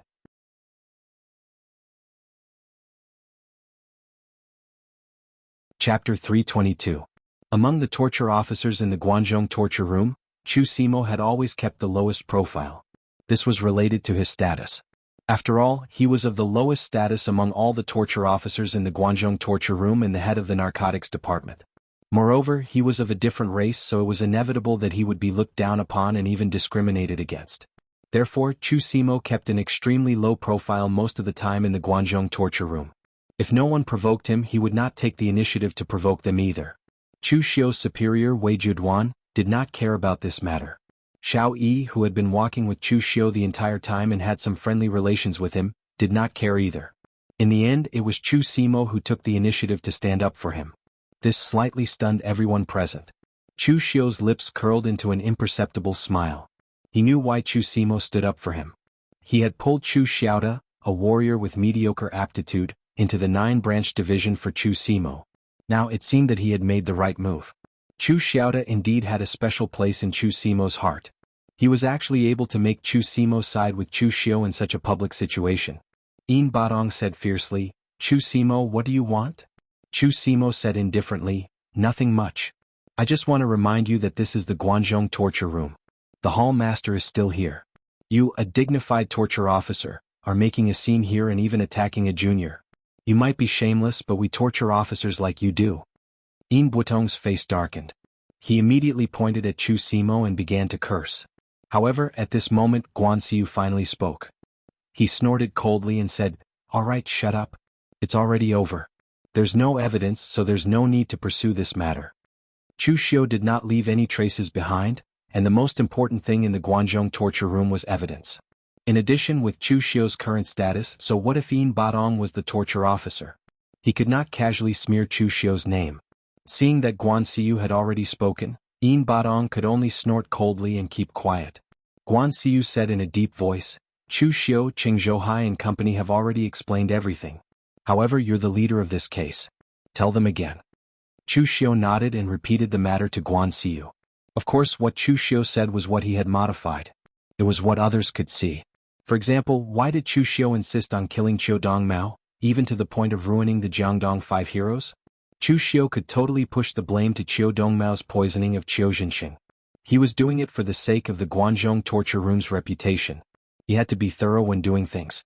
The Guanzhong torture room could not afford to make any mistakes when handling a case. However, everyone present secretly shook their heads when they heard this. Did Chu Xiu look like a selfless person? Anyway, no matter how they looked at it, they did not believe it. Other than that, they really couldn't think of any other reason. Although the 5 heroes of the River East were famous, they were all lone cultivators. To put it simply, killing them would only bring them trouble, but it would be of no value at all. Qiu Dongmao was just an illegitimate child, so he was also of no value. Apart from Qiu Zhenxing's case, they really could not find any suspicious points for Chu Xiu to kill them. Guan Xiu nodded and said, "Okay, you can leave now. I'll get someone to send the reward for this mission to Guanxi. You're still injured, so go back and recuperate first." After all, Guan Xiu was a martial Dao master. She could almost see the injuries on Chu Xiu's body at a glance. Chu Xiu also cupped his hands and said, "Yes, hall master." Then Chu Xiu followed everyone out of the door. After leaving the main hall, Wei Juduan's slightly cold voice sounded behind Chu Xiu. "Chu Xiu, I really underestimated you. You can actually fight to death with an expert at the unity of heaven and man realm. What method did you use? Was it the strongest hidden weapon of the Qinji sect or the strange poison of the 5 poison sect?" Although many people saw Chu Xiu kill Feng Wuling, most of the people in the pugilistic world still did not believe it after hearing the news. They still believed that Chu Xiu used some cheating methods during the fight, such as hidden weapons or poison. Only these things that could not be guarded against could allow people to kill people of a higher level at will. Although Chu Xiu's use of the heaven's sun gazing at air was indeed a little suspicious, it was also part of Chu Xiu's strength. If there were no loopholes in one's body, it would be useless for Chu Xiu to use the heaven's sun gazing at air. Wei Juduan was such a person. He did not believe that Chu Xiu could rely on his own strength to kill an expert at the unity of heaven and man realm. Chu Xiu turned around and smiled. The pugilistic world only cares about the results, not the process. I'm standing here and Feng Wuling has already become a corpse. It's that simple. Does Lord Wei still want to spar with me, your subordinate, to see if I have the strength to fight against an expert at the unity of heaven and man realm? Even an idiot could hear the sarcasm in Chu Xiu's words. Wei Juduan's face immediately darkened. He took a step forward, lowered his voice and said coldly, "Chu Xiu, do you still remember that you're my subordinate? Don't forget, I'm still the Guanxi torture officer. The rules of the Guanzhong torture room are the most important. Those who offend their superiors have never had a good ending." Chu Xiu said lightly, "I've never wanted to offend you, Lord. Think about it carefully. Ever since I joined you, I've given you many benefits. As long as you don't force me, I naturally won't make things difficult for you. I won't offend others if they don't offend me. Lord, you're going to retire soon. Can't you just enjoy your days of power and peace?" With that, Chu Xiu turned around and left. However, Wei Juduan, who was behind him, had a strong sense of fear in his eyes. Previously, Wei Juduan had misjudged Chu Xiu, but this time he would not be wrong. This Chu Xiu was definitely an extremely ambitious person. If Wei Juduan did not touch him, he was afraid that all his power in the Guanxi area would be completely taken away. At that time, What difference would it be from him retiring early? Listening to Chu Xiu's tone, it was obvious that when Chu Xiu had yet to gain a foothold in the Guanxi area, he had always addressed him as Lord. Now, however, it had changed to Lord, and he was on equal footing with Wei Juduan. From this, one could see Chu Xiu's attitude. However, Wei Juduan really could not think of any way to touch Chu Xiu. There was no reason, nor was there an opportunity.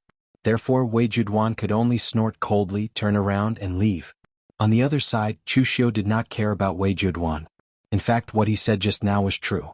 During this period of time, Chu Xiu would be busy cultivating in seclusion, trying to break through to the Five Qis origin realm. As long as Wei Juduan did not provoke him, he naturally could not be bothered to provoke Wei Juduan. Of course, whether Wei Juduan believed him or not depended on him. Just as Chu Xiu was thinking about these things, a few people walked over from the opposite side. The person in the center had a graceful figure and was incomparably charming. It was Guan Xiu's wife, Mei Qinglian. There were a few maids by her side. They had probably followed her out shopping and had just returned. The instant he saw Mei Qinglian, Chu Xiu suddenly thought of something. His aura began to become indistinct and unfathomable. He used the heaven's sun's gazing at air. At this moment, in Chu Xiu's eyes, Mei Qinglian was no longer a delicate and charming woman. Her entire body was flashing with layers of black threads. They were so dense that they even enveloped her entire body.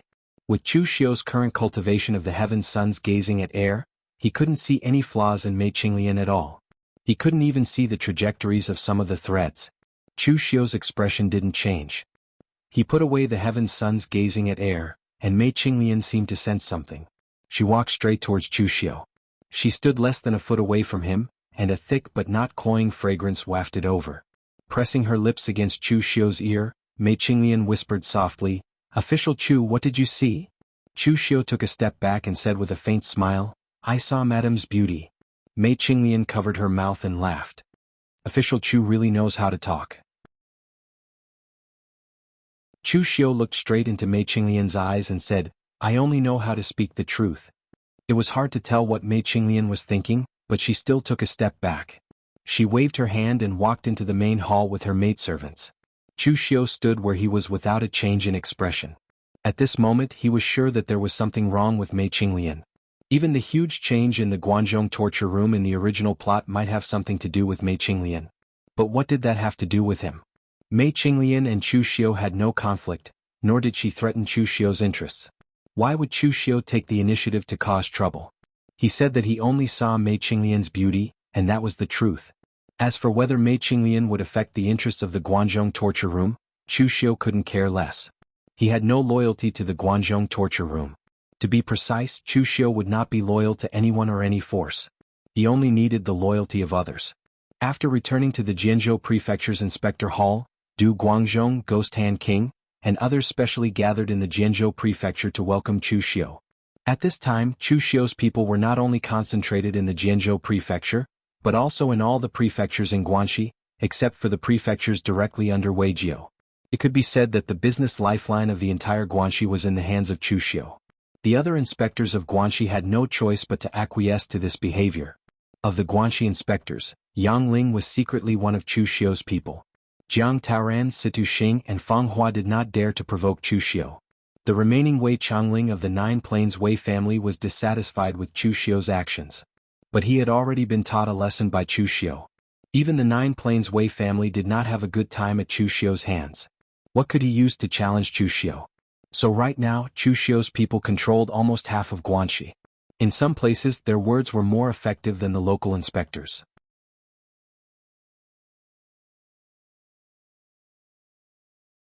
Chapter 323. Chu Xiu had made a name for himself in Jianghu. As his subordinates, Du Guangzhong and the others naturally felt honored. Moreover, during this period of time, almost no one dared to provoke them in the entire Guanxi area. Their status was far higher than that of the Jianghu arresters in other prefectures. Did the Wei and Zhang families do anything during this period of time? Chu Xiu asked. Du Guangzhong shook his head and said, "My lord, you had the upper hand previously and the Wei and Zhang families had already suffered a loss. How would they dare to challenge you now? Therefore, during this period of time, the Wei and Zhang families have been very quiet and did not provoke us. Now that you are back, I think they will not dare to do anything." Chu Xiu nodded and said, "That's good. In fact, the Wei and Zhang families will not be able to do anything because they are only Jianghu forces in the Guanzhong area, and the Guanzhong area belongs to the Guanzhong torture room. No matter what they do, it will be useless. The one we really need to be careful of is that old thing Wei Juduan.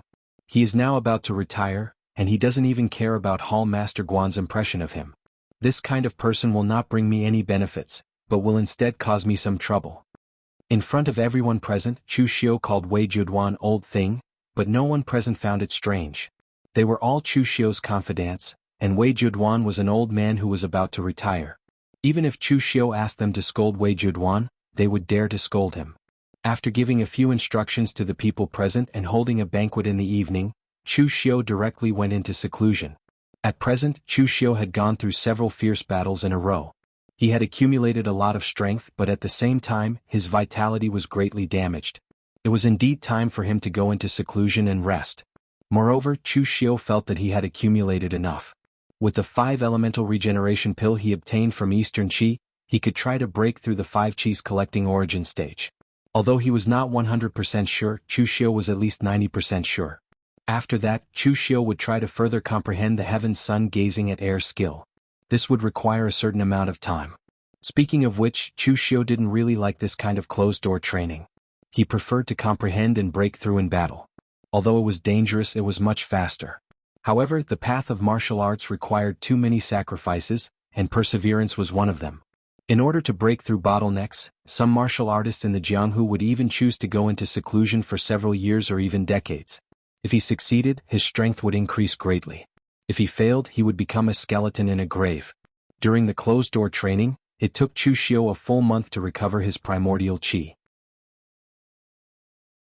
When his primordial qi was almost restored, Chu Xiu took the 5 elemental regeneration pill and began to refine it. The 5 elemental power of the 5 elemental regeneration pill seeped into Chu Xiu's 5 internal organs, making the 5 elemental power in Chu Xiu's body flourish. It constantly polished the power of his 5 internal organs, making the 5 elements one. This was also a painstaking effort.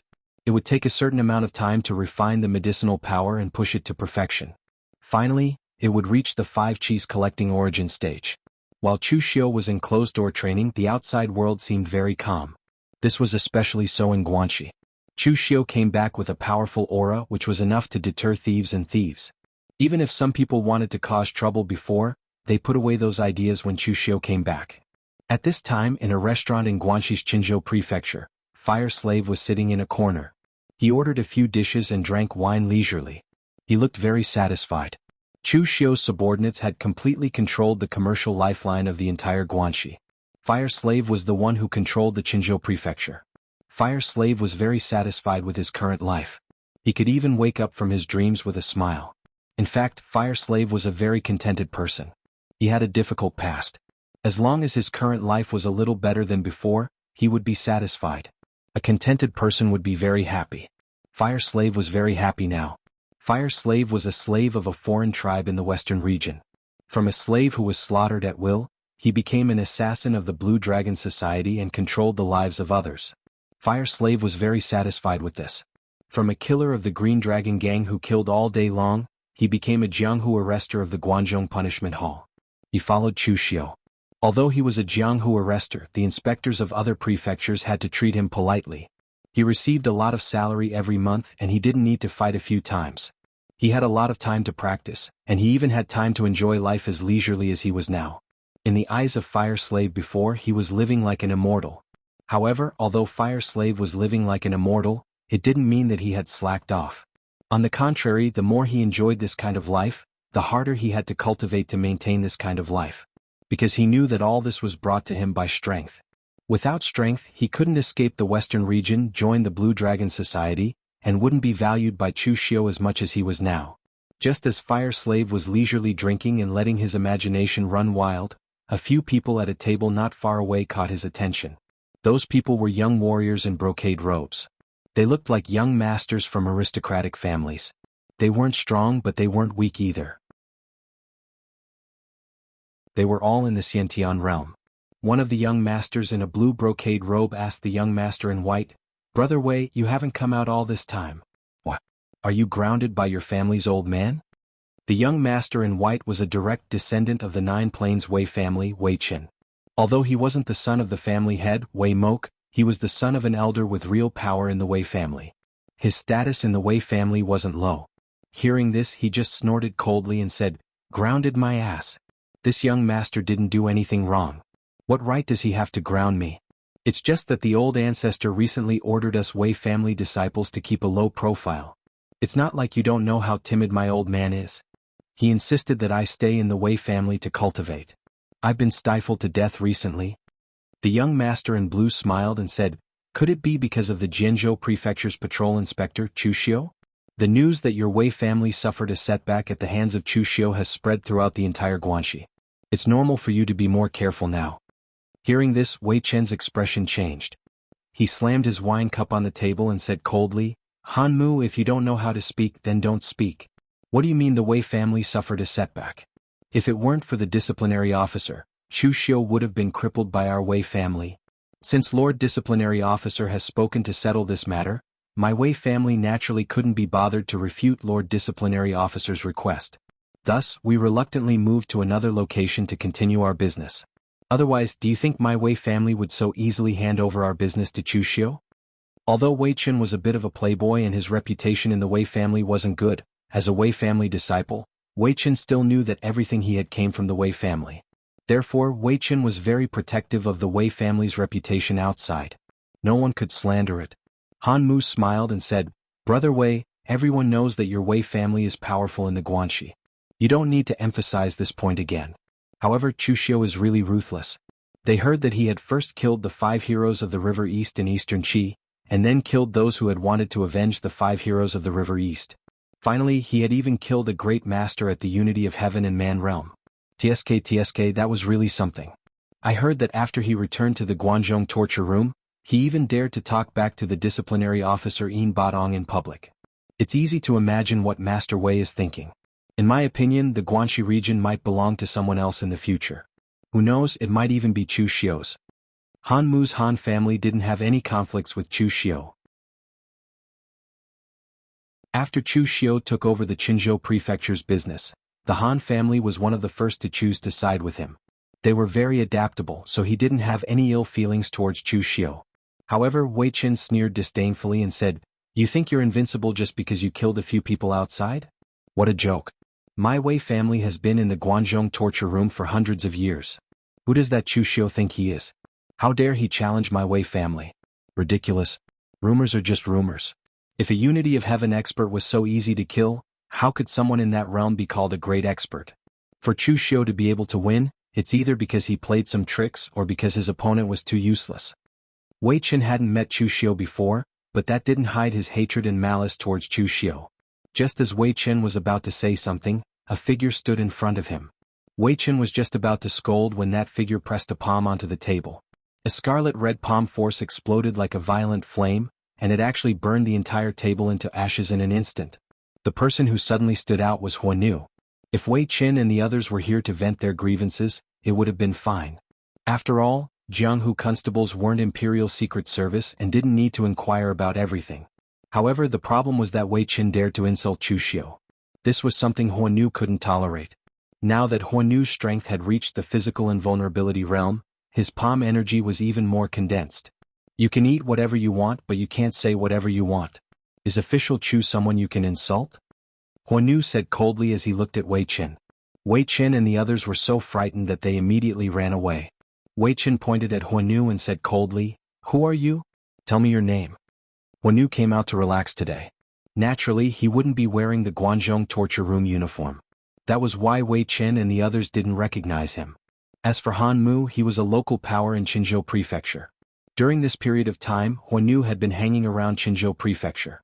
He recognized Huan Nu and knew his temper and character. Huan Nu was definitely a ruthless person. When he went crazy, he would even hit himself. Don't be fooled by Huan Nu's harmless and indifferent appearance. When he really flared up, he dared to kill anyone.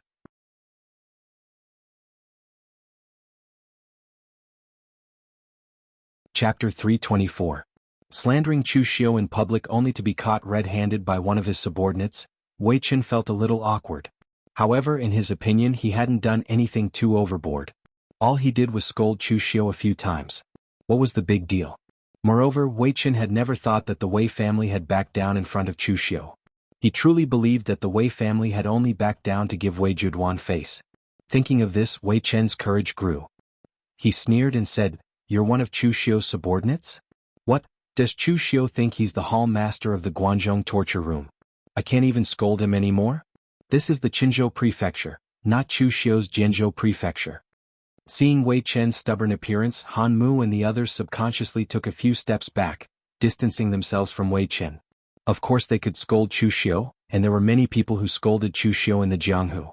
But the problem was that even if they scolded him, it didn't matter if they scolded him in secret, but if they pointed at Chu Xiu's nose and scolded him to his face, they would be courting death. Although Wei Chen hadn't scolded Chu Xiu to his face, Chu Xiu's subordinates had heard it. Moreover, it was a fire slave who was loyal to Chu Xiu. This matter was probably not going to end well.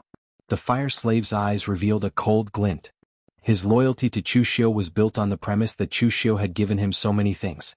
At the same time, if he wanted to protect his current position and everything else, he had to display his ability. Wei Qin had insulted Chu Xiu in front of him. If he let this matter go, he would feel sorry for his current position. You want to scold official Chu? Fine, I'll take you back to the Jianzhou prefecture and let you scold him to your heart's content in front of official Chu. As soon as he finished speaking, the fire slave directly grabbed at Wei Qin. But at this moment, a sword light suddenly fell and blocked the fire slave's path. Wei Chen's eyes lit up. "Uncle Li, save me." Suddenly, a middle-aged warrior appeared in front of Wei Chen with a sword in hand. He was a guest of the Wei family and had the strength of a physical invulnerability expert. He had been specially sent to protect Wei Chen. He was furious that Wei Chen didn't know what was good for him. It was one thing for him to cause trouble in the Wei family, but he didn't even keep his mouth shut outside. However, he was still a direct descendant of the Wei family. If something happened to him, Wei Chen would also suffer. Therefore, Uncle Li cupped his hands and said, "Lord Fire Slave, this child is insensible and has offended Lord Chu Xiu. Please forgive him. Is there a need to make such a big fuss over such a small matter? This brat always came to the Qin State Prefecture to drink with women. My lord once said that people must be responsible for their words and actions. He insulted my lord in front of me. This is not a small matter. Didn't you say that he doesn't know? Fine, hand him to me and let me bring him back to the Jianzhou Prefecture. I will teach him a lesson and let him know how to be sensible." Uncle Li's expression changed when he heard the fire slave's words. If Wei Chen was brought back by the fire slave, he would probably lose a layer of skin even if he didn't die. Uncle Li said in a low voice, "Lord Fire Lord, are you really not giving my Wei family any face?" The fire slave's expression instantly changed from smiling to disdain. He spat and said disdainfully, "Your Wei family has no face at all. Didn't your family head Wei Mok come to find trouble with my lord? What happened in the end?" In the end, he still left with his tail between his legs. Uncle Li frowned. He didn't expect Chu Xiu's underlings to not give the Wei family any face. "Young Master Chen, you leave first. I will cover you." In this situation they had no choice but to fight. Uncle Li turned around and instructed Wei Chen, preparing to have him retreat first. But at this moment the fire slave sneered, "Leave? None of you can leave."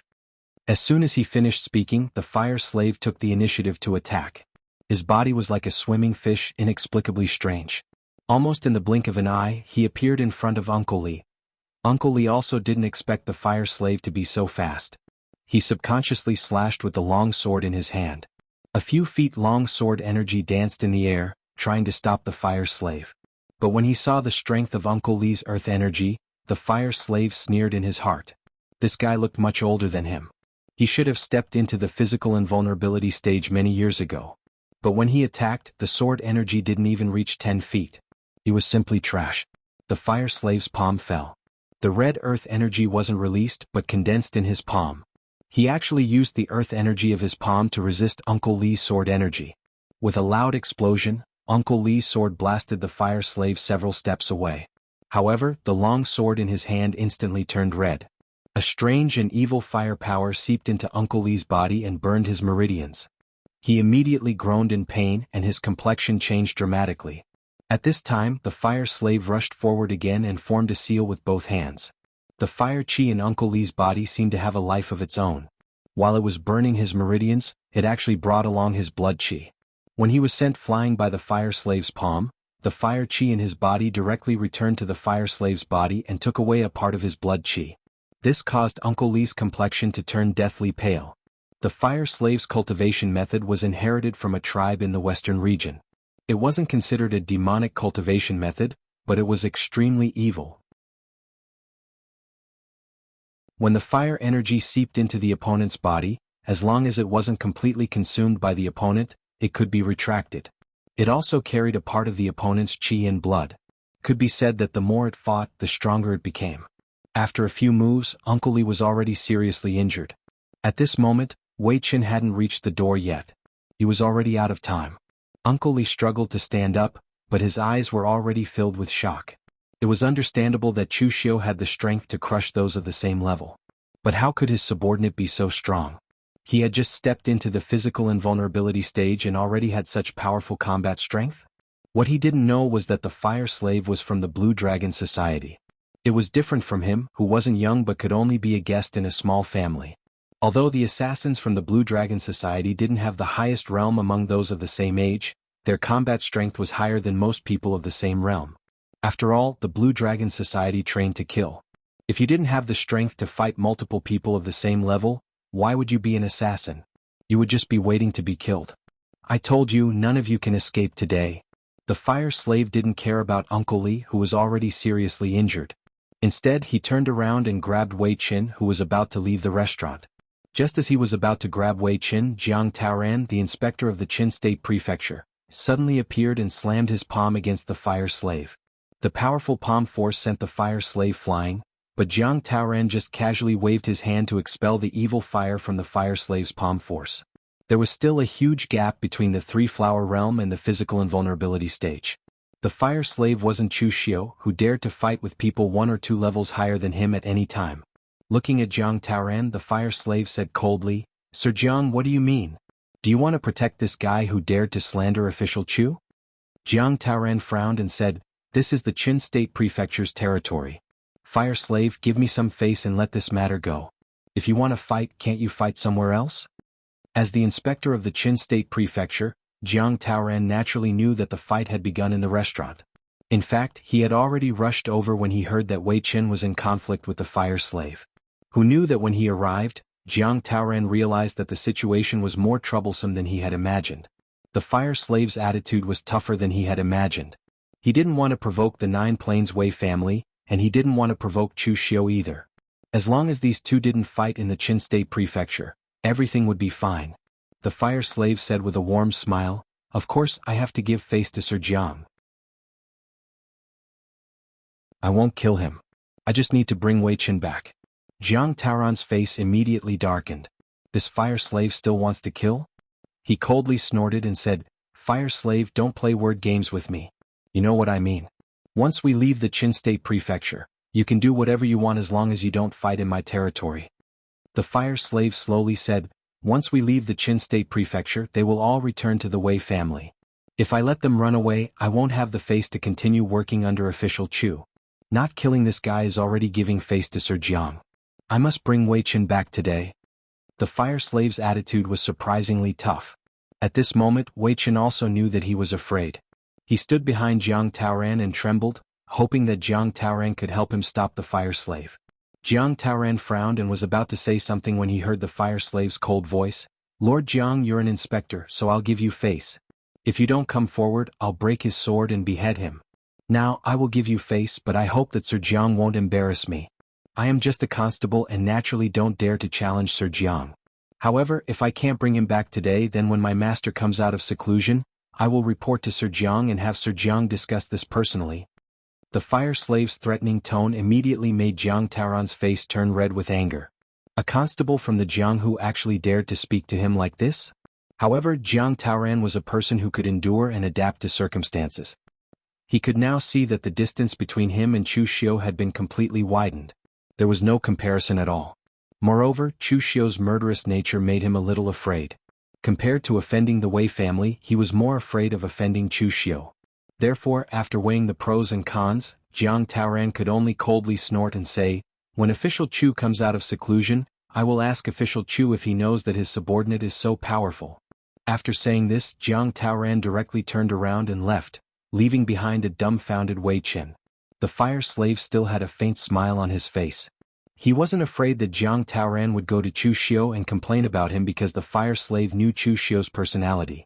This person was very protective of his people.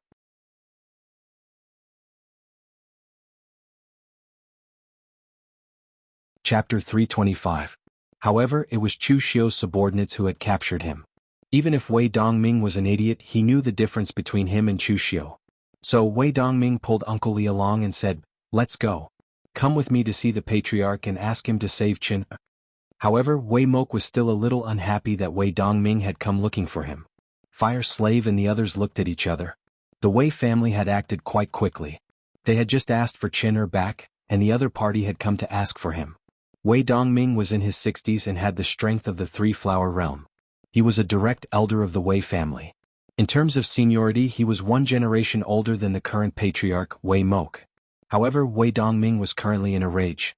The more he refuted, the angrier Wei Dongming became. This idiot. Hearing Ghost Hand King's words, Fire Slave was relieved. He immediately called for a Jianghu constable and threw Wei Qin to him. He told him to teach this guy a lesson in the dark dungeon and let him know that a loose tongue can cause trouble. Chu Xiu was protective and so was the Wei family. Ghost Hand King stroked his beard and said, "So what if he's a direct descendant? Sir said himself that the Wei family is nothing to worry about, so don't worry. If he dares to insult Sir, throw him into the black prison and let someone teach him a lesson. Whether he lives or dies will be decided after Sir comes out of seclusion." He had given birth to Wei Qin at an old age, so he doted on him. This caused Wei Qin to have a personality that did not know the severity of the situation. He was indeed a guest of the Wei family, but he was also a person who needed to die. He had seen Fire Slave's strength and knew that he dared to kill people. He was sure that if he dared to act recklessly, Fire Slave would definitely kill him. However, at this time, Wei Dongming showed a smile that was uglier than crying. If the Wei family's token was useful, I would have used it long ago. Qin would not have been taken away by others. At this time, in the Jianzhou Prefecture Inspector Hall, Fire Slave carried Wei Qin back to the main hall. However, as soon as he entered, he found Tangye Yen Bugui Wolf King and the others were all there. But at this time, someone outside reported that Wei Chongling had arrived. Wei Mok didn't wait for Wei Dongming to speak as he waved his hand and said, "All right, you don't have to say anything more. No matter who Wei Qin offends, you just need to step forward and show the Wei family's name to resolve the matter. But when Wei Qin comes back, lock him up for me. As a disciple of the Wei family, it's fine if he's not strong enough, but he's always causing trouble for the Wei family. This kind of disciple should be taught a lesson." Wei Mok thought about it and suddenly said, "You just said that this matter was decided by Chu Xiu's subordinate, Fire Slave, and that Chu Xiu didn't participate in it?" The Ghost Hand Monarch said sinisterly, "Lord Wei is very awe-inspiring. You even dare to come to my Jianzhou prefecture to ask for someone. If official Chu wasn't in seclusion right now, I reckon that Lord Wei wouldn't even dare to step through the doors of my Jianzhou Prefecture Inspector Hall, right? It's true that we captured him and he's locked up in the Black Prison. But he dared to insult official Chu.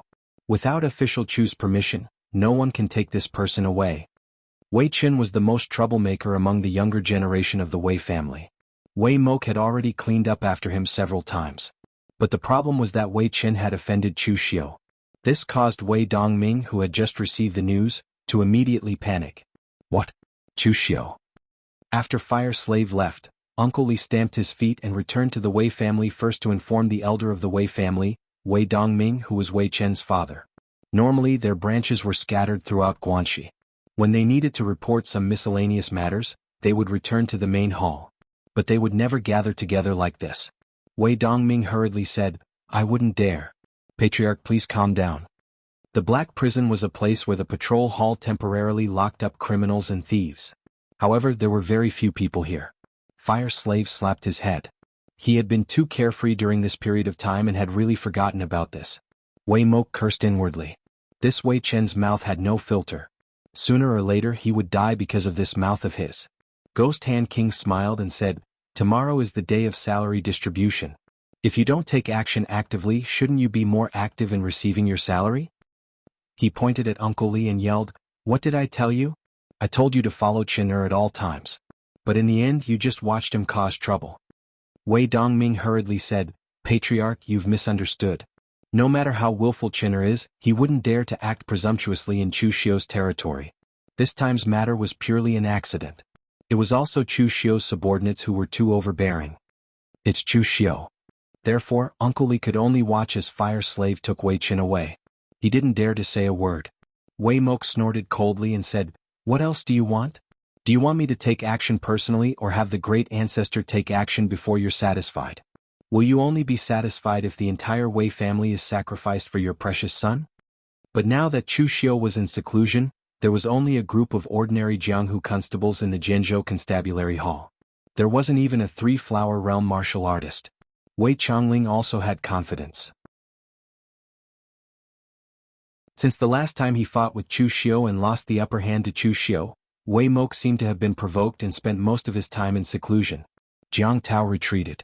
Wei Qin, who was isolated and helpless, was captured by Fire Slave. He wanted to break free but was knocked unconscious by the Fire Slave's qi.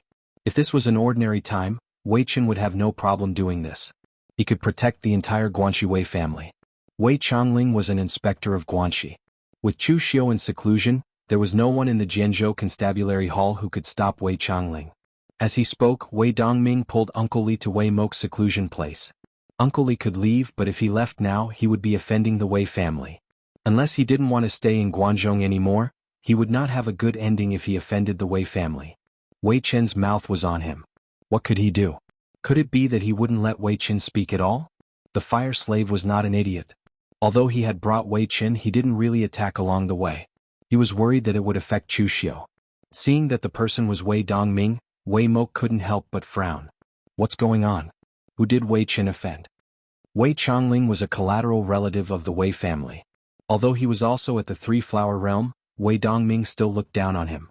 If other people or forces touched his son, Wei Dongming, as an elder of the Wei family, could make the other party release Wei Chongling and apologize with a word.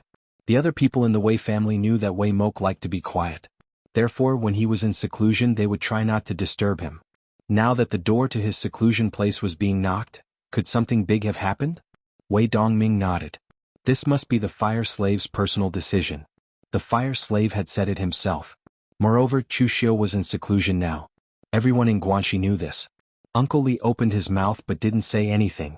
Uncle Li, who was already seriously injured, wanted to intervene when he saw this scene, but he forced himself to stop. When Wei Mok opened the door, he saw Wei Dongming say with bloodshot eyes, Patriarch, please save Qin. After a while, Wei Mok finally said, Since Chu Xiu doesn't know about it, then it's much easier. Right now, our relationship with Chu Xiu is a bit sensitive. Our Wei family is not ready to officially fall out with him. Since it's his men who captured Wei Chongling, let's let Wei Chongling go. He is now the inspector of the Guangzhou torture room. As long as Chu Xiu doesn't show up, he still has some advantage over the constables under Chu Xiu. At this time, the Ghost Hand King saw Wei Qin in the Fire Slave's hand. He couldn't help but ask curiously, Who is this guy in your hand? Wei Chongling walked into the hall aggressively. He looked around and said coldly, Where's Wei Qin? Hand him over. He was in seclusion right now, but Wei Dongming had come to interrupt his seclusion for his son. This really didn't know what was important. This made Wei Mok unhappy. Wei Dongming was getting more and more muddle-headed as he grew older. Wei Mok's expression immediately changed when the door to the seclusion room was knocked. Wei Mok frowned and said, He dares to ignore the Wei family. Who did Wei Qin offend? The Yuan Continent's Zhang family? He couldn't help but say in surprise, What day is it today? Why are you all back? Wei Mok couldn't be bothered to waste words with this guy. He sent someone to inform Wei Chongling and then went into seclusion again. Because after the criminals were caught, as long as the evidence was conclusive, they would be executed immediately. So they couldn't stay long in the black prison. If Chu Xiu was here, Wei Chongling wouldn't dare to be so arrogant. Fire Slave threw Wei Qin to the ground and said, An idiot disciple of the Wei family insulted Darren in front of me. I brought him back to teach him a lesson. This guy seems to be a direct descendant of the Wei family and has special people to protect him. Ghost Hand King, take a look. Will there be any problems that will affect Darren? Wei Mok's expression changed and he shouted, What did I say before I went into seclusion? I told you not to provoke Chu Xiu, not to provoke Chu Xiu. When the time is right, you will naturally be able to take care of Chu Xiu. But your precious son dared to go to the Jianzhou government to find trouble with Chu Xiu. Is he tired of living? As he spoke, Wei Dongming let Uncle Li, who was behind him, tell him everything that had happened. He did not exaggerate or embellish the story. No matter who was right or wrong, his own disciple had been captured by the other to be taught a lesson. If the Wei family didn't even have the slightest reaction, then their reputation in the Guanxi region would plummet. Seeing that Uncle Li didn't speak, Wei Dongming vented some of his anger. But then he became slightly anxious. Wei Dongming said hesitantly, Wei Changling? Can he do it? But cursing was cursing. Wei Chen would definitely save him because of his face.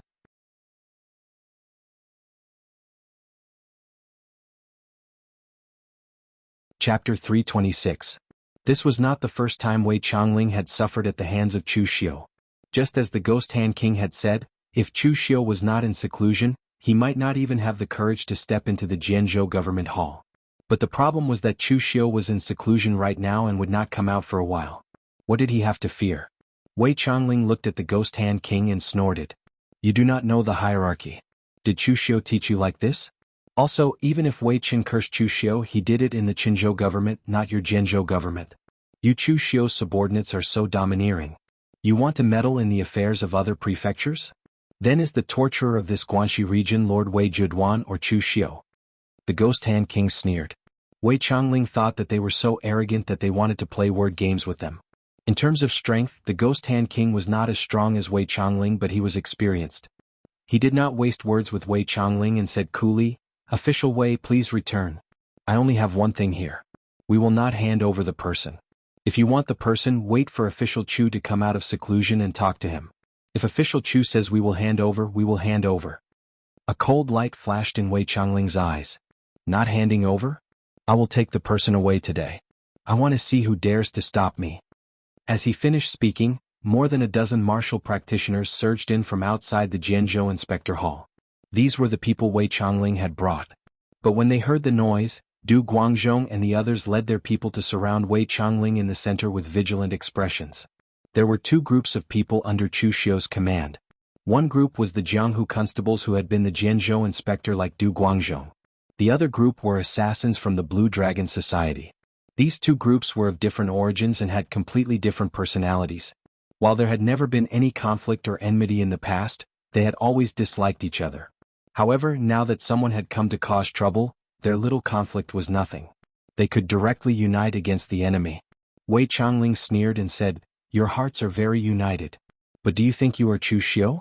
Do you think you can look down on a three-flower realm martial artist like me? As he finished speaking, Wei Changling took a step forward. Powerful energy exploded around him. The cold and dark energy covered the entire hall. Changling was not afraid of acting in Jianzhou. In any case, he had reason and evidence. Logically speaking, the fire slave was in the wrong in this matter.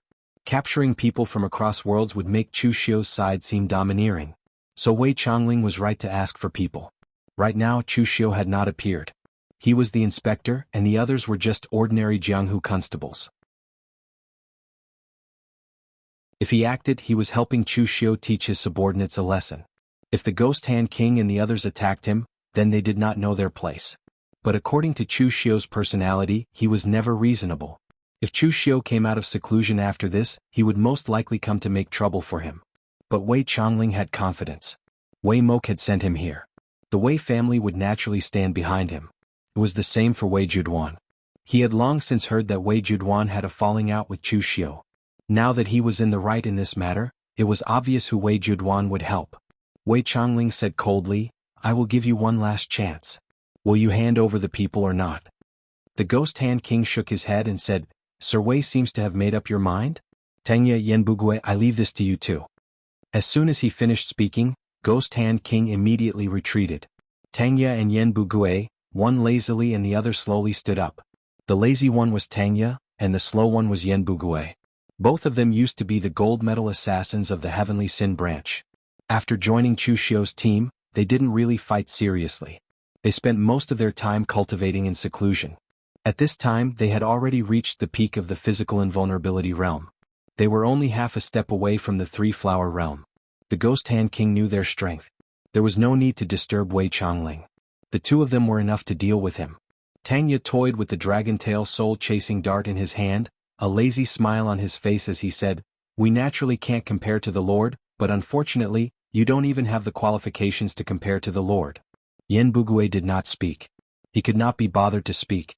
He took off the heavy sword on his back and dragged it on the ground.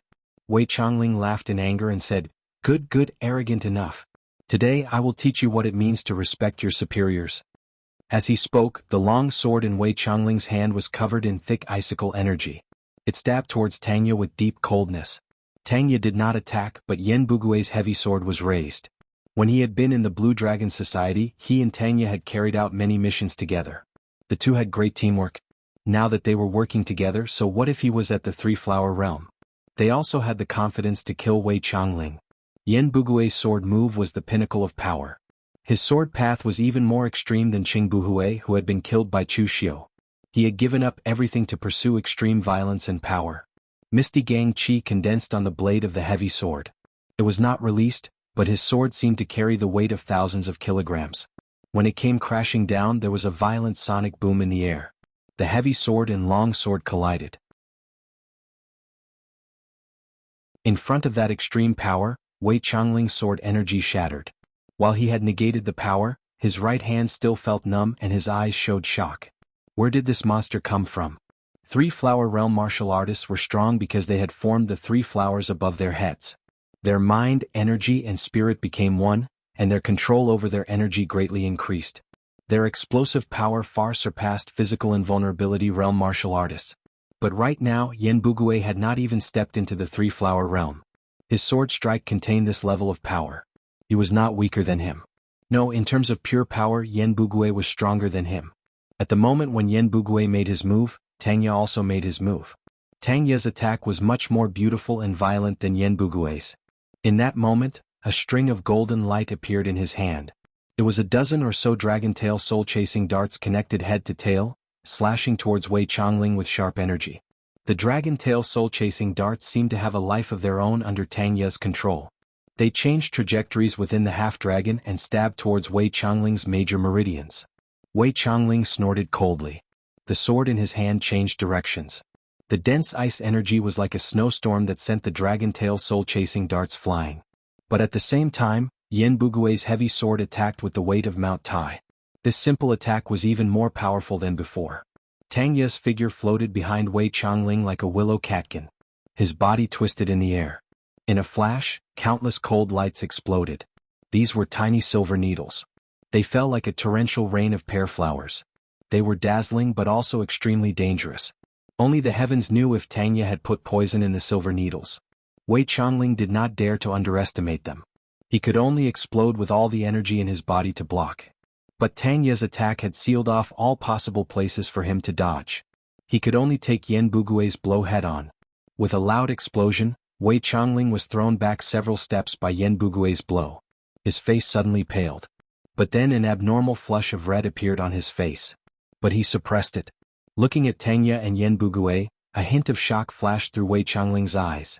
Where did Chu Xiu find these two monsters? Yen Bugue's sword move was heavy, violent and savage, violent to the extreme. On the other hand, Tanya's movement technique and concealed weapons were incomparably strange and sinister. With the two of them working together, Tanya had used an endless stream of hidden weapons to seal off the space around him while assisting Yen Bugue, forcing him to fight back head-on. He was a martial artist at the Three-Flower Realm, yet he had almost been cut by Yen Bugue's sword to the point of vomiting blood.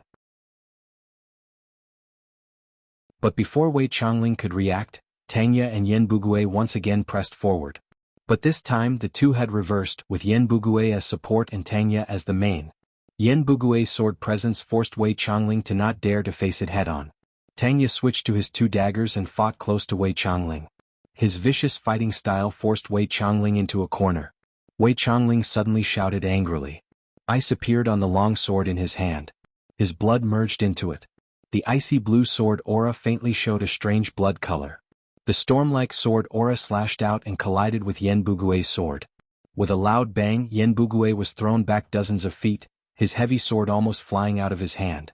Wei Changling was at the Three-Flower Realm and had the advantage in explosive power. At this moment he had unleashed the power of his qi and blood. In terms of strength, he had already overwhelmed Yen Bugui. But at this time, the hilts of Tang Ye's two short blades faced each other and formed a spinning blade. They immediately gave off a blinding golden light and slashed towards Wei Changling, who had just unleashed his full power. At the same time, Tang Ye's energy exploded. He threw out countless hidden weapons in that moment. Soul-chasing nails, plum-flower darts, bone-piercing needles, hand-flick arrows, a string of innumerable hidden weapons flew towards Wei Changling. There was no order at all. There was only one word: many. Only the heavens knew how Tang Ye had hidden so many hidden weapons on him. At this time, half of the hall was filled with Tang Ye's hidden weapons. Tang Ye's face was slightly pale after releasing so many hidden weapons in an instant. But within the cover of the hidden weapons, the sound of metal clashing could be heard.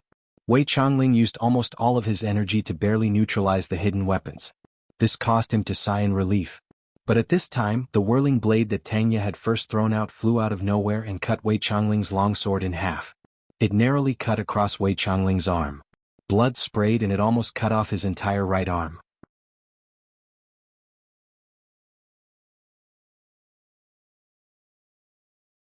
Chapter 327. Blood spilled from Wei Changling's arm. At the same time, cold sweat streaked across his head. He had not expected that he would almost be crippled by two physical invulnerability experts. Just now, if he had been just a hair away, his arm would have been cut off by Tang Ye's blade. Without another word, Wei Changling turned and fled, not caring about his face as an inspector. If they continued to fight, Wei Changling did not dare to gamble on whether Tang Ye and Yen Bugui would dare to kill him. He only had one life. Seeing Wei Changling flee, Yen Bugui frowned and immediately wanted to give chase.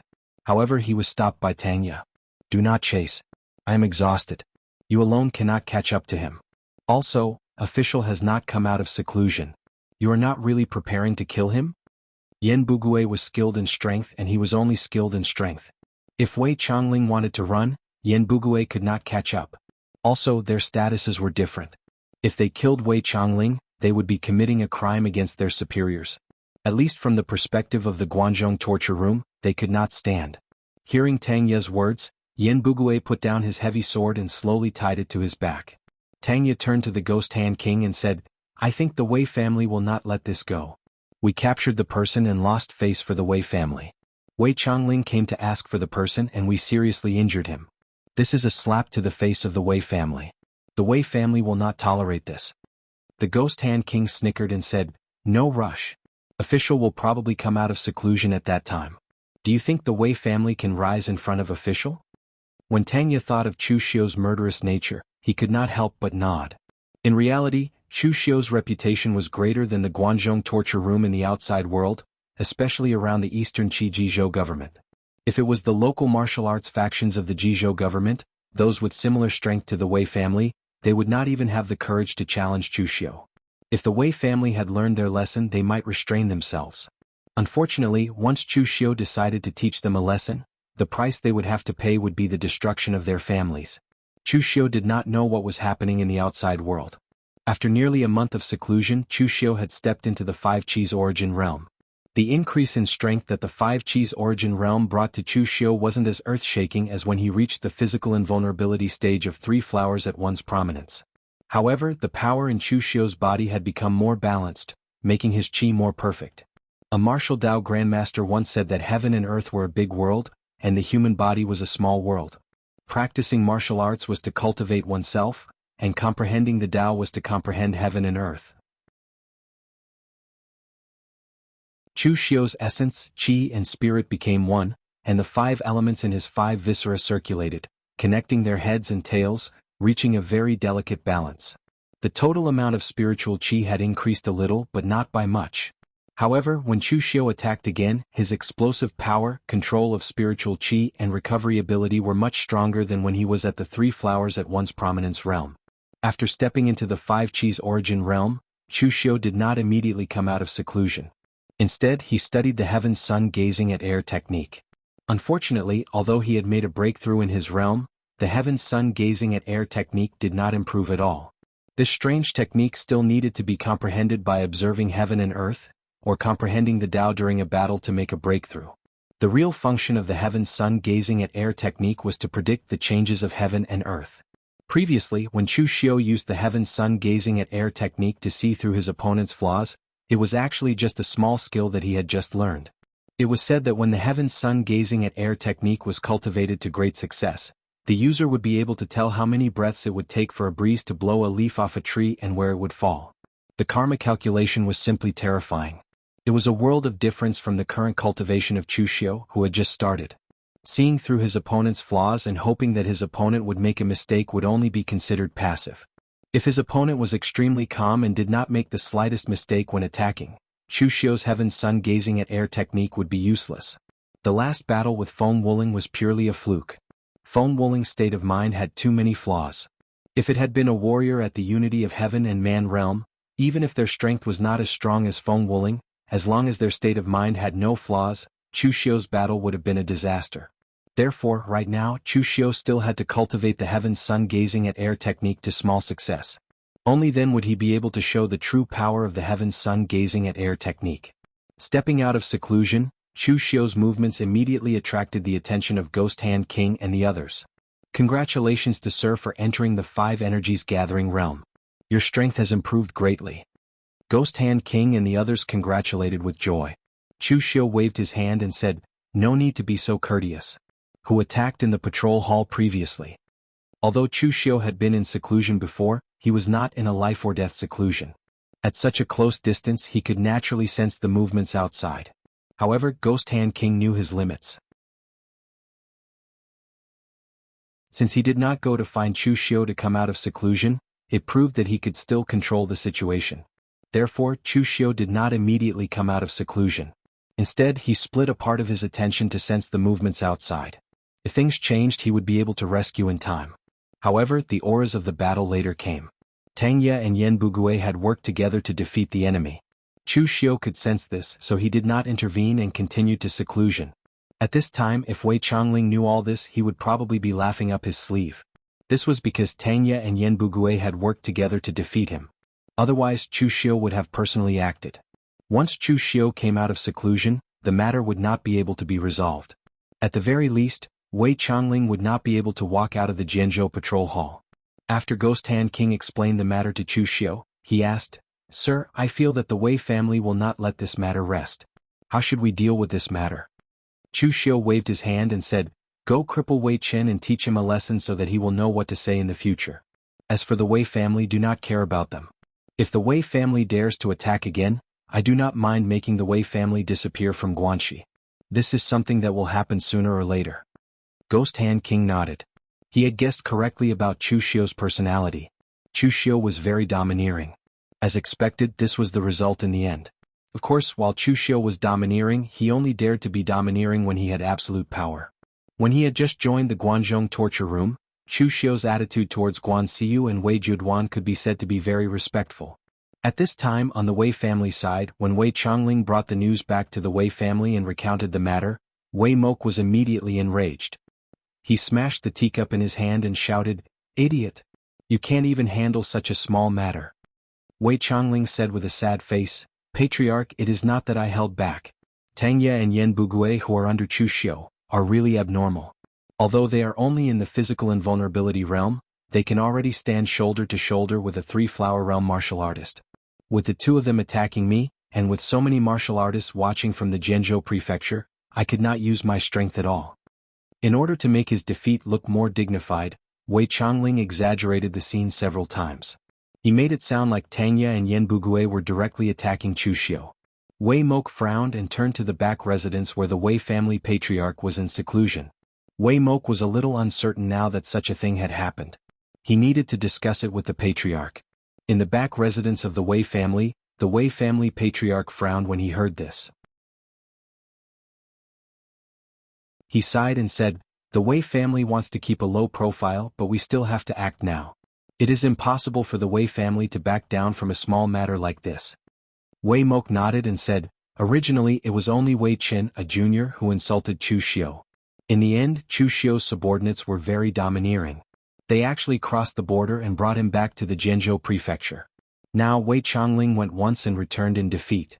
He was also seriously injured by Chu Xiu's subordinates. This hatred is already big enough. If the Wei family backs down now, we will lose even more face." The Wei family patriarch stood up and said, "Let's go. Come with me to see Wei Juduan." Wei Mok said in surprise, "Wei Juduan can still control Chu Xiu now?" The fact that Wei Juduan and Chu Xiu were not on good terms with each other had already spread throughout the entire Guanxi. Everyone knew that Chu Xiu's influence had already grown and that he could even stand up to Wei Juduan as an equal. The Wei family patriarch said coolly, "Even if he cannot control it, he must. I have interacted with Wei Juduan for so many years and understand his personality. This person is narrow-minded and greedy. His desire for power is especially great. If other people encountered a subordinate like Chu Xiu, they would most likely not be enemies with him since they are nearing retirement. Would it not be better to form a good relationship with him? But if it is Wei Juduan, even though he is nearing retirement, he cannot tolerate a subordinate like Chu Xiu who dares to challenge him. Even without us, Wei Juduan is probably thinking about how to deal with Chu Xiu. Now that we are going to give him benefits and a reason, Wei Juduan will not refuse, and he has no reason to refuse." In the Guanxi Torture Hall branch, Wei Juduan, who was sitting in his study and drinking tea, had a gloomy expression. As a torture officer, he could not do anything to his own patrol inspector. This was probably the first time in all these years in the Guanzhong torture room. But it was precisely because of this that Wei Juduan was even more dissatisfied. He had to suppress Chu Xiu before he retired. As for forming a good relationship with him, Wei Juduan had never thought about it. After he retired, he was prepared to take his savings and leave the Guanzhong torture room to retire elsewhere. All these years, due to his personality, Wei Juduan had offended many people. Among the torture officers, Yin Badong was his archenemy. Xiao Yi and Chu Simo did not have a good relationship with him. This included his own subordinates. Other than his foster son Yang Ling, everyone else probably had an opinion of him. Moreover, some of Wei Juduan's actions had caused Guan Xiu to be displeased. If he continued to stay in the Guanzhong torture room, he would be an idiot.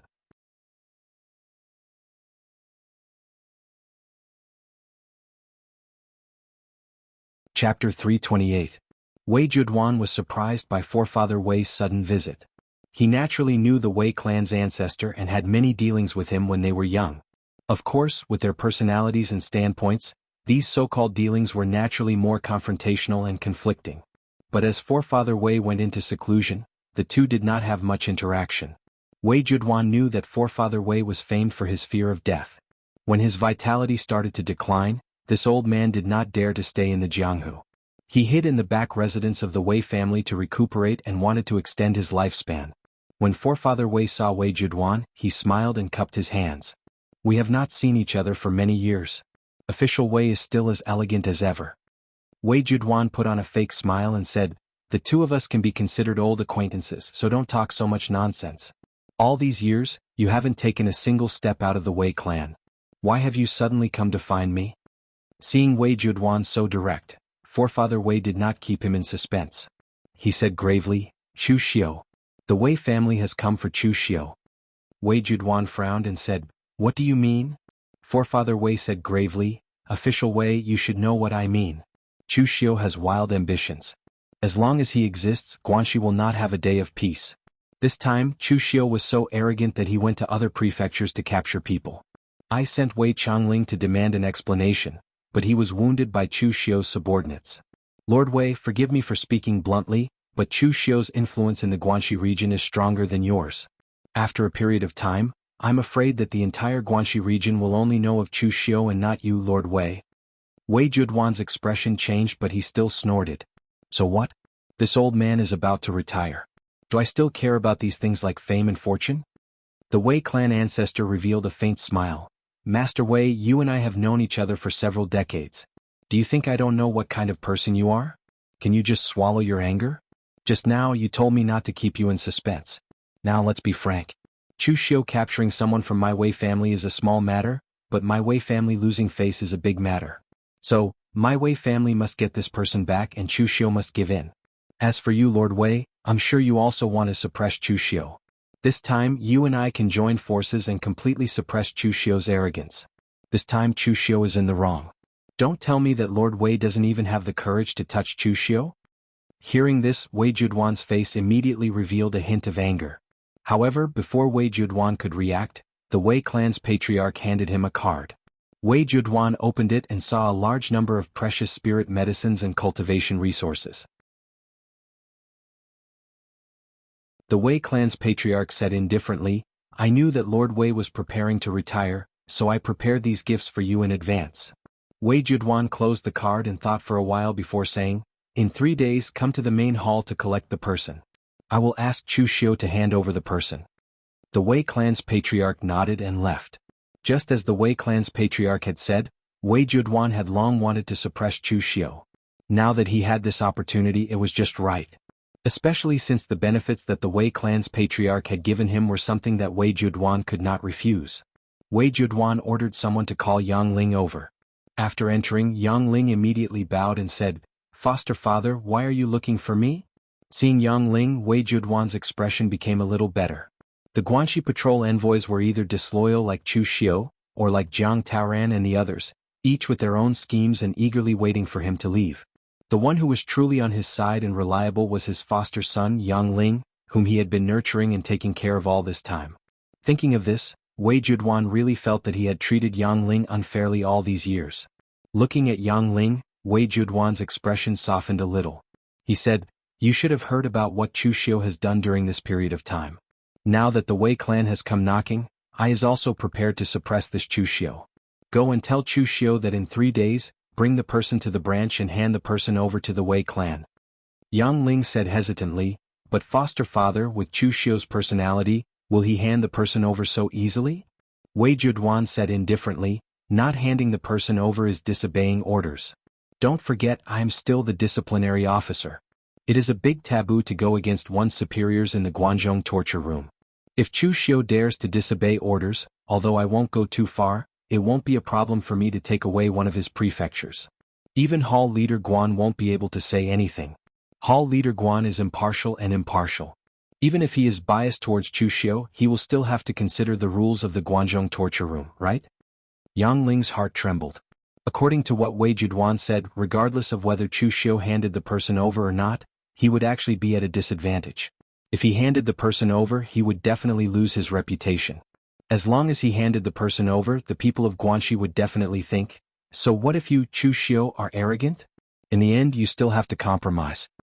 If he didn't hand the person over, Wei Juduan would use the crime of disobeying orders to take away one of the prefectures under Chu Xiu.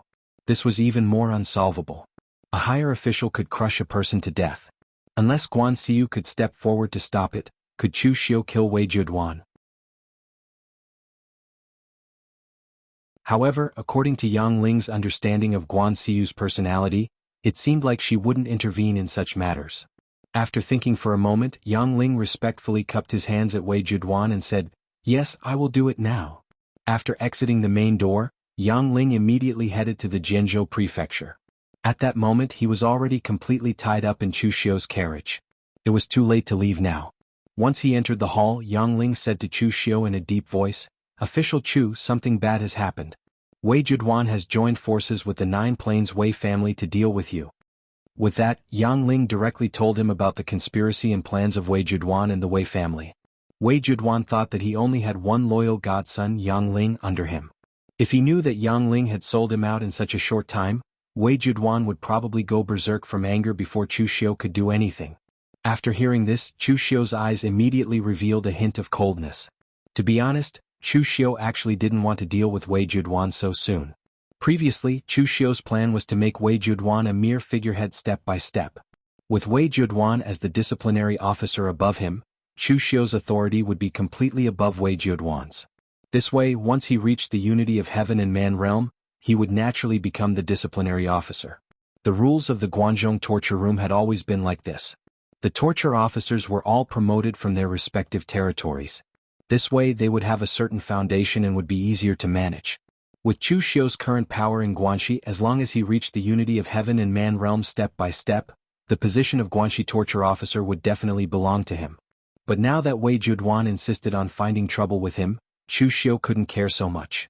Regardless of whether it was the first or the second of Wei Juduan's conditions, Chu Xiu wouldn't agree to them. Since that was the case, Chu Xiu wouldn't choose either and would choose to completely fall out with them. After calling the Ghost Hand King and the others over, Chu Xiu explained his plan to them. The Ghost Hand King and the others could accept it, but Yang Ling's eyes widened in shock.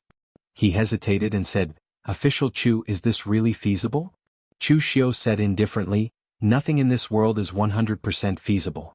I can only reduce the variables to the minimum. Yang Ling, you are the most crucial part of this. If you don't participate, I won't force you. If you stand on my side, there will definitely be a place for you in the Guanxi area in the future. You know my personality. I'm not Wei Juduan, and I don't like to paint pavilions in the sky for others. Yang Ling smiled bitterly and said, whatever Lord says, this subordinate will do. Chu Xiu gave him two choices, but he didn't dare to choose the former. He had heard everything and Chu Xiu had something on him. If he didn't want to follow Chu Xiu, then there was only one path, death. Chu Xiu didn't force him because there was no need to force him to choose death. 3 days later, Chu Xiu brought the Ghost Hand King and the others to the Guanxi branch. Actually, ever since Chu Xiu came to the Guanxi branch, he rarely came to the branch. Chu Xiu couldn't be bothered to deal with Wei Juduan, and he didn't want to deal with Wei Juduan either.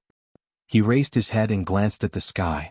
Perhaps from today onwards, this place would be under his control. Of course, it depended on whether things went smoothly. After the surrounding warriors of the Guanxi branch saw Chu Xiu, they all greeted Chu Xiu. Their attitudes were not bad. In fact, Chu Xiu's reputation in the entire Guanzhong torture room was still very good. Although he was mostly cursed in the outside world, he was, after all, a member of the Guanzhong torture room. For so many years, the Guanzhong torture room had always been unknown. It wasn't easy for a person like Chu Xiu to become famous outside. Regardless of whether his reputation was good or bad, it was enough for the Guanzhong torture room to gain face. Even if they were all Wei Juduan's men, this didn't prevent them from having a good impression of Chu Xiu. From this, it could be seen how bad Wei Juduan's methods were. In the entire Guanxi branch, there was almost no one who truly stood on Wei Juduan's side. Even his adopted son Yang Ling had some complaints about him. Since ancient times, the way to control subordinates relied on nothing more than two things. One was a strong personal charisma, just like the previous hall master Chu Kuanga, who was respected by all the warriors in the pugilistic world. The other was benefits. If you brought benefits to your subordinates, they would risk their lives for you. The more benefits you could give to your subordinates, the more they would risk their lives for you. This was because they were afraid that one day, someone who could risk his life even more than them would come and replace their position. This was what Chu Xiu was currently using. He firmly believed that a relationship maintained by benefits was more reliable than the so-called familial and brotherly love.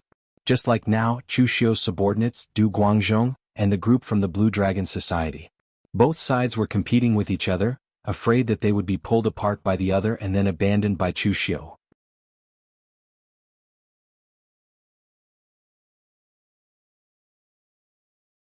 Chapter 329. In the main hall of the Guanxi branch, Chu Xiu entered with his men.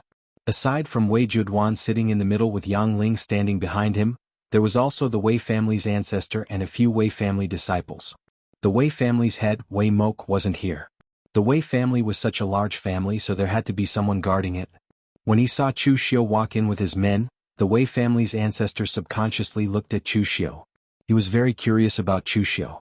For an old man like the Wei family's ancestor who had lived for more than 100 years, he had seen many young talents, but there weren't many who could do what Chu Xiu did. Being born in a sect and being born in the wilderness were two completely different types of treatment. The former was easy, but the latter was difficult. It was extremely difficult for Chu Xiu to reach his current position by relying on his humble background. However, the Wei family's ancestor already knew what kind of person Chu Xiu was just by looking at his face. This person's eyes were sinister, but he could still look straight at his superior, Wei Juduan. It could be imagined that Chu Xiu didn't have the slightest bit of respect for Wei Juduan. He was a person with wild ambitions. However, the Wei family's ancestor didn't mind. Rules were rules. As long as Chu Xiu wanted to stay in the Guanzhong torture room, he had to abide by these rules. How could he, Chu Xiu, dare to kill Wei Juduan? In the main hall, when Wei Juduan saw Chu Xiu arrive, he said indifferently, "You're here? Have a seat." Chu Xiu cupped his hands perfunctorily and sat down with his men. His attitude immediately made Wei Juduan even angrier. With a cold snort, Wei Juduan said, "Chu Xiu, you should know why I called you here today. I have so many inspectors under me, but you're the most courageous one. You're the Jin province's inspector. Who gave you the authority to arrest people in the Qin province?" "Who?" Wei Juduan slammed the table and shouted angrily. His aggressive manner made it seem like he wanted to swallow Chu Xiu alive. Chu Xiu said indifferently, "Is Sir Wei very angry?" I arrested people from the Juyuan Wei family, not your people. Are you prepared to fall out with me for an outsider? Before Wei Juduan could speak, the Wei family stood up and said coldly, Chu Xiu, the Wei family didn't plan to be your enemy. The Guanzhong torture room and the local powers of the Guanzhong have never been opposing each other. The Guanzhong torture hall is the fish, and the Wulin factions of Guanzhong are the water. Neither side can do without the other, but you insist on taking things to the extreme, forcing the Wei family to act. The Wei family has been around for 1,000 years. Before the Guanzhong torture room was built, the Wei family was already in the Guanzhong area. You, an inspector, want to control the Wei family? You're delusional. You've crossed borders and captured a disciple of the Wei family. That's against the rules of the Guanzhong torture room. Hand over the person and we'll forget about this for now. Otherwise, Sir Wei will get justice for the Wei family. Wei Juduan also said coldly, Chu Xiu, I told you to hand over the person. Did you bring him? Do you know the consequences of disobeying orders? Don't think that you can ignore the higher-ups just because you've made some contributions to the Guanzhong torture room. If I take down one of your provinces, even Hallmaster Guan won't be able to say anything if he finds out. Chu Xiu said indifferently, since Sir Wei has spoken, I'll give you face. I've already brought the person. Hearing Chu Xiu say this, Wei Juduan and the Wei family's ancestor looked at each other, their eyes revealing a trace of smugness. Their guess was right. Compared to disobeying orders, this Chu Xiu could be considered to be sensible. Handing over the person and taking a step back would at least protect the province under his control. This way it would be more practical. After a while, Fire Slave carried a person into the hall and closed the door at the same time. However, neither Wei Juduan nor the Wei family's ancestor noticed the Fire Slave's action of closing the door. Their gazes were all focused on Wei Qin. The current Wei Qin was simply miserable to the extreme. His cultivation had already been crippled, his dantian destroyed, and the tendons in his hands and feet had all been completely crushed. He hadn't used a sword to cut them, but had forcibly crushed them with his bare hands. Such a ruthless method had completely crippled Wei Qin. Moreover, it wasn't just his martial arts that were crippled, but his entire person. He would probably be bedridden for the rest of his life. Seeing Wei Qin's appearance, the Wei family's ancestor's expression was already extremely gloomy. What was the use of bringing such a cripple back to the Wei family? Would he be ridiculed by others? How was Chu Xiu making a concession? This was clearly a provocation. Wei Juduan was currently in a violent rage. He had asked Chu Xiu to bring Wei Qin over, but in the end Chu Xiu had brought a cripple over. This was clearly a deliberate provocation of his dignity. Wei Juduan had just stood up and was about to scold Chu Xiu when Chu Xiu stood up first and said coldly, Lord Wei, have you slammed the table enough? Slamming the table doesn't mean that the person's words are effective. You are someone who is about to retire, so why do you still want to meddle in these matters? Wouldn't it be better to obediently endure until you retire, then find a place to withdraw from the pugilistic world and retire? The Wei family has given you a lot of elixirs and pills, as expected of the Guanxi great family with 1,000 years of history. But Lord Wei, although some things are never too much, you should be prepared to spend them even if you have the life to earn them. Hearing this, the words that Wei Juduan had wanted to say were immediately swallowed back down. A wave of cold air instantly rushed to his head.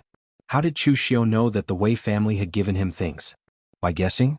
But even if it was a guess, how did Chu Xiu know that the Wei family had given him elixirs and pills? Someone had leaked the secret.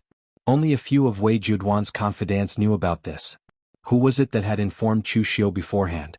Thinking of this, Wei Juduan felt that something was wrong. If someone had really leaked the secret to Chu Xiu, why would Chu Xiu still appear here? Purposely walking into a trap? But without waiting for Wei Juduan to think further, behind him, Yang Ling, who had always been very low-key, suddenly had an ominous glint in his eyes. All the vital energy in his body had been poured into a 9-inch long steel needle, which he stabbed towards Wei Juduan's back. The steel needle in Yang Ling's hand was Tang Ye's hidden weapon, the life-seizing bone needle. But originally there was no poison on it, but Chu Xiu was afraid that it was not safe, so he had Ghost Hand King mix some highly toxic substances and smear it on the steel needle. A small steel needle could not take Wei Juduan's life, but Chu Xiu could. Wei Juduan had never thought that Yang Ling, who he had thought was the most loyal to him, would actually secretly attack him from behind. Moreover, it was a fatal attack. It was unknown what the steel needle was made of, but it was incomparably strong. It directly tore apart Wei Juduan's protective vital energy, and stabbed towards his back. Only at this time did Wei Juduan really react. Under the stimulation of killing intent, his whole body exploded with a strong gang qi. With a loud bang, Yang Ling was directly hit by the gang qi and flew out while vomiting blood. And the steel needle had just barely left a bloody mark on Wei Juduan's arm. Although Yang Ling vomited blood because of this move, the corner of his mouth bloomed with a trace of a smile, because his mission had been completed at this time. The poison on the steel needle was not considered strong. After all, Ghost Hand King was not a poison expert like the Five Poison sect, but this poison still had some effect on Wei Juduan. But at this time, Chu Xiu had already made his move. At the moment when Yang Ling made his move, Chu Xiu gathered his essence, qi and spirit. His mental energy revolved to the extreme, and the heaven's sun gazing at air technique was displayed. At this time, Chu Xiu's eyes were even slightly white, and there was not a trace of black in his eyes. He was like a ghost god and looked extremely terrifying. Chu Xiu had been in seclusion for so many days.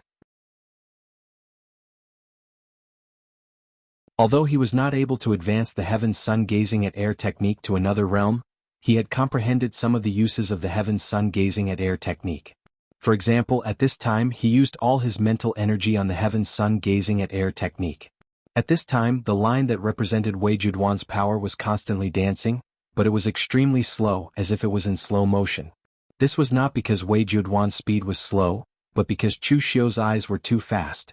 By using all his mental energy on the heaven's sun gazing at air technique, Chu Xiu even entered a subtle realm when he saw the opponent's loophole.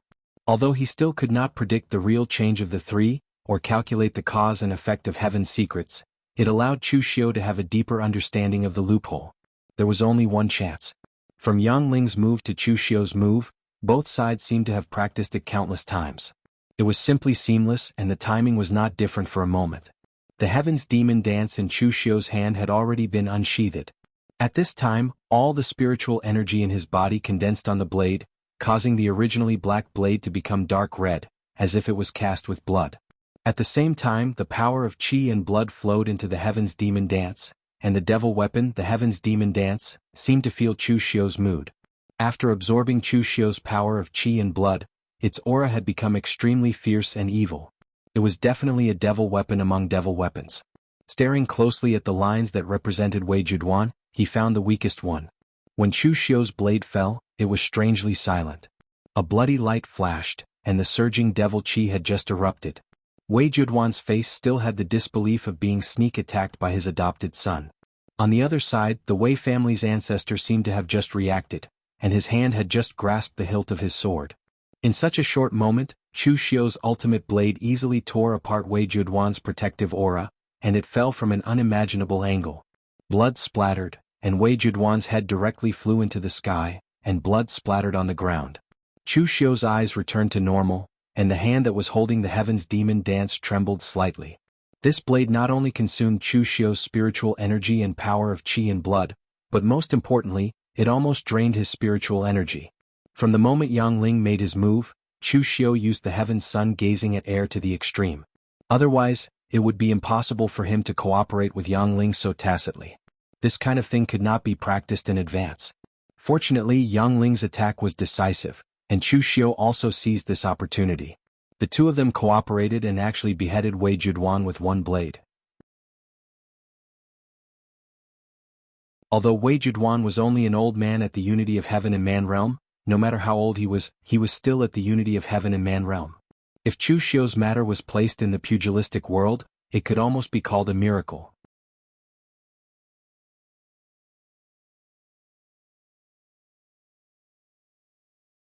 Chapter 330. As Wei Juduan's head fell to the ground, the people present were still unable to react. Before the Wei family's great ancestor could even draw his sword, Wei Juduan was already dead in front of him. This made him immediately widen his eyes, his face full of disbelief. It was true that Chu Xiu was strong, and it was also true that he also had a record of killing people in the unity of heaven and man realm. Moreover, Chu Xiu was in the three-flower realm before, but now Chu Xiu had already stepped into the five qis collecting in mind realm. However, what was the situation when Chu Xiu killed Feng Wuling last time? It was a fight to the death with almost all his strength, but now Chu Xiu only used a knife to cut off Wei Juduan's head. Was Chu Xiu too strong, or was Wei Juduan, a great expert in the unity of heaven and man realm, so old that he could no longer fight? They could not see exactly what kind of power and price Chu Xiu had paid to kill Wei Juduan. Even though it had only been a short instant, the amount of power and energy Chu Xiu had expended was even more than what he had expended in the 15 minutes he had spent fighting with others. Smiling at the Wei family's great ancestor and the others, Chu Xiu shouted, "The people of the Wei family killed Lord Wei Juduan and despised the laws of the Guanzhong torture room. Their crimes are punishable by death. None of them can escape." The door was opened and the people in the Guanxi branch rushed into the lobby when they heard the sound. They were stunned when they saw Wei Juduan's body on the ground, not knowing what had happened. At this time Yang Ling, who had been beaten by Wei Juduan to the point of vomiting blood, stood up, pointed at the Wei family's great ancestor and the others and shouted, "Attack! They killed my adoptive father." Everyone in the Guanxi area knew that Chu Xiu and Wei Juduan did not get along, so they did not believe what Chu Xiu said. However, Yang Ling was different. Everyone in Guanxi knew that Yang Ling was Wei Juduan's godson and Wei Juduan's confidant. The credibility of his words was much higher than that of Chu Xiu. Moreover, now that Wei Juduan was dead, they subconsciously chose to listen to Yang Ling and attacked the Wei family together. Chu Xiu recovered his Zhen Qi, and the heavenly demon dance brought with it a sinister blood light and devil Qi as it slashed towards the Wei family old ancestor. There was a hidden killing intent in the blade momentum. Wei clan's old ancestor's sword descended, and the icy soul-cold light slashed out, blocking Chu Xiu's blade. He roared, "Chu Xiu was the one who killed him. You've all been deceived." Even though the Wei family patriarch was shouting, no one was listening to him. One was an outsider and the other was a hero of Guanzhong torture room, a person who was the face of Guanzhong torture room. Was there a need to say more about whom they would choose to believe? The most important thing was that Yang Ling was here. Even if they did not believe in Chu Xiu, they had to believe in Yang Ling. This was also why Chu Xiu said that Yang Ling was the most important part of his plan. Stepping into the 5 Qis collecting in the origin realm, Chu Xiu was actually confident that he could kill Wei Juduan head-on. Wei Juduan's strength was not too strong and he was now old. According to Chu Xiu's investigation, Wei Juduan had almost never really fought in the past few years. His qi and blood were already very serious. If it was not for the fact that there were no suitable candidates in Guanzhong torture room, he was afraid that he would have already retired. Chu Xiu had now stepped into the 5 Qis collecting in the origin realm. If they fought face to face, even if Wei Juduan did not have any loopholes, Chu Xiu could still force a loophole out of him. However, how long would it take to kill Wei Juduan in a head-on battle? This was something that even Chu Xiu himself could not say for sure. A skinny camel was still bigger than a horse. Although Wei Juduan was old, no matter how old he was still in the unity of heaven and man realm. God knew what other trump cards he had. When the time came, the whole city would know about it.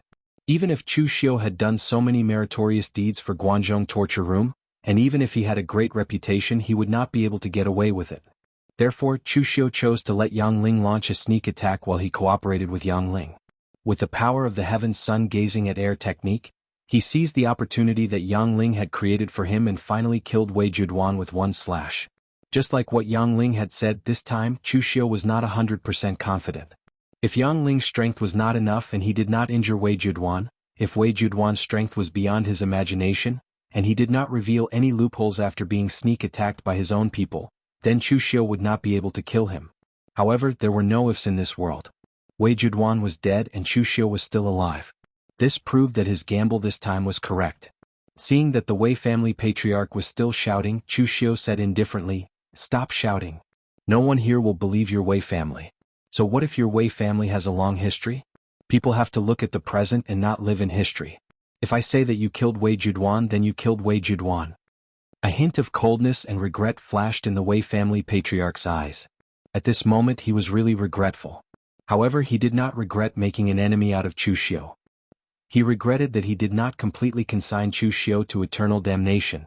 In the Wei family patriarch's view, this Chu Xiu was simply a complete lunatic.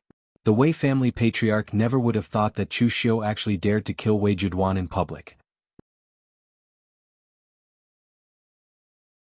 It was insubordination and it was so ruthless. It was no longer important when Yang Ling was bribed by Chu Xiu. What was important was that Chu Xiu actually had the guts to kill Wei Juduan a long time ago. Could it be that he, Chu Xiu, was not afraid of the Guanzhong torture room's punishment? Dealing with an enemy like Chu Xiu, either he did not make a move or he made a move to kill. otherwise there would be no end of trouble. The Wei family patriarch gnashed his teeth in hatred and said, Chu Xiu, I underestimated you this time. You're simply a lunatic. I only miscalculated one thing, and that was that I did not expect my Wei family to be going against a lunatic. However, you won't be able to be arrogant for long. Killing a colleague is a serious crime, and insubordination is an even more serious crime. No matter how great your reputation in the Guanzhong torture room is, this reputation will not be able to protect you. I want to see if you, Chu Xiu, can survive this time. Chu Xiu raised his eyebrows and said, Whether I can survive this time, I'm afraid you won't be able to see it. As his voice fell, Chu Xiu's hand formed a fist seal. When the seal fell, Gang Qi seemed to transform into a large net, covering all directions. Heaven and earth were useless. Under the wisdom fist seal, the Wei family patriarch's body was imprisoned. He wanted to break free, but he was shocked to find that the strength of Chu Xiu's vital qi was not inferior to his at all. The unity of heaven and man realm was a level stronger than the 5 qis collecting in the origin realm. Furthermore, he had been in this realm for so many years, while Chu Xiu had just stepped into the 5 qis collecting in the origin realm. Where did his vital qi cultivation come from? The demonic dance slashed down, and the power of the Avicii demonic blade was displayed to the extreme by Chu Xiu. The surging demonic qi and vital qi merged, and the power that erupted made the Wei family patriarch fearful, and he could only bitterly resist. Right now, Chu Xiu had the intention to kill the Wei family patriarch. It should be said that from the moment he prepared to kill Wei Juduan, the Wei family had to be destroyed. If the Wei family was not destroyed, where could he find a scapegoat? Where could he find an excuse? In the past, when he faced Feng Wuling, Chu Xiu felt a great deal of pressure. He could only use the heaven's sun gazing at air as a gambling method to fight with his life on the line. In the end, he won the gamble and Feng Wuling died. But now, when he faced the Wei family patriarch, Chu Xiu did not feel any pressure. There were 3 reasons. The first was that Chu Xiu had stepped into the 5 qis collecting in the origin realm, and his body was no longer the same as before. The second was his background. It was very difficult for a rogue cultivator to reach a high position. This difficulty was not only reflected in the lack of cultivation resources and the guidance of a famous teacher, but also in the cultivation technique. Those who could rely on an ordinary cultivation technique to achieve success were in the minority. Obviously, the Wei family patriarch was not one of them. Compared to Feng Wuling's Yu maiden swordplay, his cultivation technique was on a different level.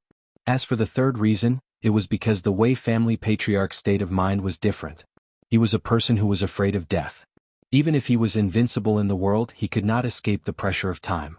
Everyone in the pugilistic world would die one day, and the decline of one's qi and blood was inevitable. Those who could see through this naturally did not matter. In some large sects, those seemingly old people were actually the most terrifying. This was because they knew that they were not far from death, so they dared to use the last of their strength to fight for their sect. The power of extreme sublimation was very terrifying. However, those who could not see through this were afraid of death and always held back when they attacked. They did not dare to fight with their lives on the line, and such people were more likely to die. The Wei family patriarch was such a person. Back when he was at his peak, he only felt that his qi and blood were declining a little, so he began to cultivate in seclusion, hoping to slow down his aging. One could imagine how afraid he was of death.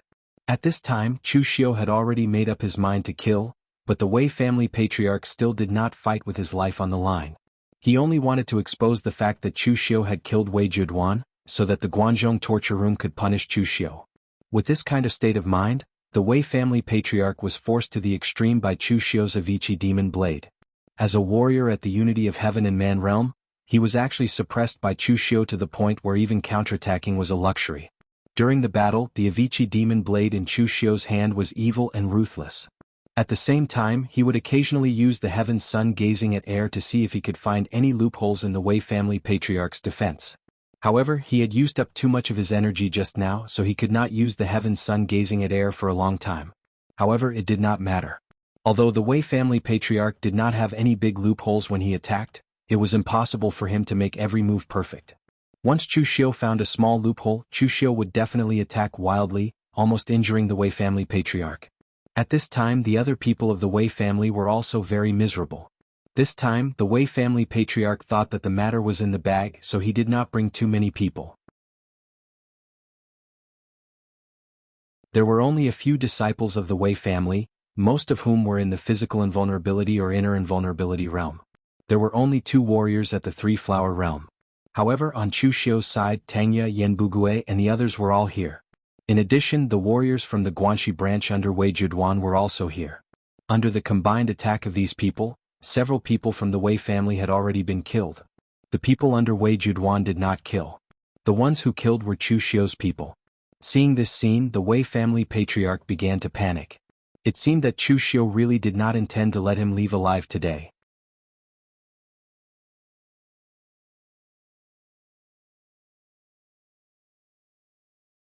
Chapter 331. Not shedding a tear until you see the coffin. This phrase perfectly described the mentality of some people, such as the Wei family's ancestor. Just now, if the Wei family's ancestor had intended to escape from the beginning, Chu Xiu would not have been able to catch up with a warrior of the unity of heaven and man realm. But now that both sides had fought for so long, the Wei family's people were almost all dead, and the Wei family's ancestor himself had consumed a lot of true qi. It was already too late for him to think of escaping now. The Wei family's ancestor swung the sword in his hand, and in an instant, a wave of icy blue gang qi rippled out, drawing the heaven and earth, causing an extremely cold force to seep into the gang qi ripple and rush towards Chu Xiu. The cold air lingered around his body, and the Wei family's ancestor also wanted to take this opportunity to escape. Other than Chu Xiu, no one dared to fight head-on against an expert of the unity of heaven and man realm, even Tangya and Yanbugui. Facing the Wei family's ancestor, they had no choice but to make way. If they tried to forcefully resist, it would only be courting death. But at this moment, Chu Xiu formed a seal with both hands, and in an instant, a supreme light bloomed. The perfect Aquarius seal, fulfilling a lifetime's wish. There was a loud explosion and the cold gang qi was extinguished.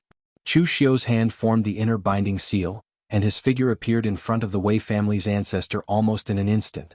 A knife slashed down, and there was a trace of strange divinity in the Avicii demon blade, making it even more evil. In his shock, the Wei clan ancestor slashed out with his sword. The sword's edge drew in the heaven and earth, and stellar energy surged towards Chu Xiu's saber like an ice storm. However, it was directly shattered by the violent demonic saber. Even the Wei family's 5th revolution treasure weapon in the Wei family's ancestor's hand showed traces of cracks, and finally with a loud bang, it directly shattered. Chu Xiu's eyes were filled with murderous intent, forgetting the world of mortals, having no worries and a state of selflessness. The Wei ancestor hadn't fought for more than a decade, and the sword in his hand hadn't been stained with blood for more than a decade. It didn't have the baleful aura of a weapon, and he himself didn't have any killing intent or battle intent. Chu Xiu, on the other hand, had slaughtered countless people along the way. He had experienced countless life and death battles. In that instant, his killing intent surged to the heavens, causing the Wei family ancestor's heart to tremble. This was the first time he had felt fear towards Chu Xiu. If Chu Xiu were to use the heaven's sun gazing at air now, he would probably be able to see many flaws in the Wei family's patriarch. However, now that Chu Xiu had stepped into the selfless killing realm, his mind was filled with killing intent and battle intent. In his current state, he was unable to display a martial art like the heaven's sun gazing at air. However, it didn't matter now. Against the Wei family's ancestor, he could clearly kill him head-on. Why would he need to find a loophole to launch a sneak attack?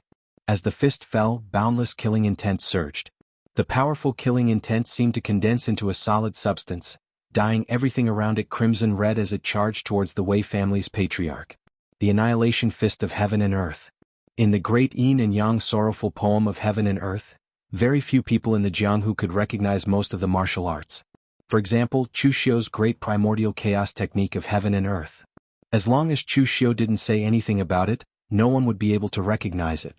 However, the annihilation fist of Heaven and Earth was very famous. There were many experts in the Eastern Qi military who knew this fist technique. It condensed killing intent to the limit, and even before the fist fell, the killing intent could already tear people apart. The Wei family's patriarch also recognized the annihilation fist of Heaven and Earth. At that critical moment, all the stellar energy in his body gathered in his right arm. He pointed out with his sword finger, and the surrounding stellar energy condensed into ice. However, he continued to point out with his second finger. The power of the ice stacked together, but it didn't explode. Instead, it was hidden within, and its power multiplied. In an instant, the Wei family's patriarch pointed out 9 sword fingers in a row. The The power of the 9 sword fingers overlapped like an iceberg. In that instant, the Wei family's patriarch's face was frighteningly pale. This was the Wei family's 9-layered cold mountain sword. It could be said to be the Wei family's trump card. In fact, when the Wei family's patriarch was young, he had used this sword technique to make a name for himself. When he was at his peak, he could indeed explode with the absolute power of the 9-layered cold mountain sword. However, after using this technique, the Wei family's patriarch felt that he had exhausted himself to the limit. The killing intent of the annihilation fist came crashing down. The powerful power could suppress everything. The 9 layers of power of the 9-layered cold mountain sword exploded with a loud bang. The powerful stellar energy rushed through Chu Xiu's internal organs and meridians, causing Chu Xiu's face to turn pale in an instant. However, it was soon followed by a hint of red. However, even so, Chu Xiu still didn't retreat. Under the state of the annihilation fist, even if Chu Xiu maintained his rationality, it was inevitable that he would be affected by this powerful killing intent. He swore not to rest until he killed his opponent. He didn't even use the internal lion seal to suppress himself. Chu Xiu directly used the power of the annihilation fist to meet the 9-layered cold mountain sword head-on. With a loud bang, the ice completely shattered. However, Chu Xiu's right arm had already been cut by the ice and was dripping with blood. However, these were only external injuries. Chu Xiu didn't even care. The fist landed and the perfect Aquarius seal burst out. The blinding light shone down, and within the dazzling light, there was a ferocious killing intent.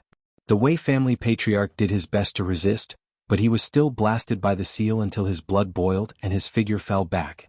Chu Xiu turned around and formed the great Vajrawheel seal. The powerful fist landed with a loud bang. They collided again and there was a loud explosion. Right now, Chu Xiu's state could be said to be strange.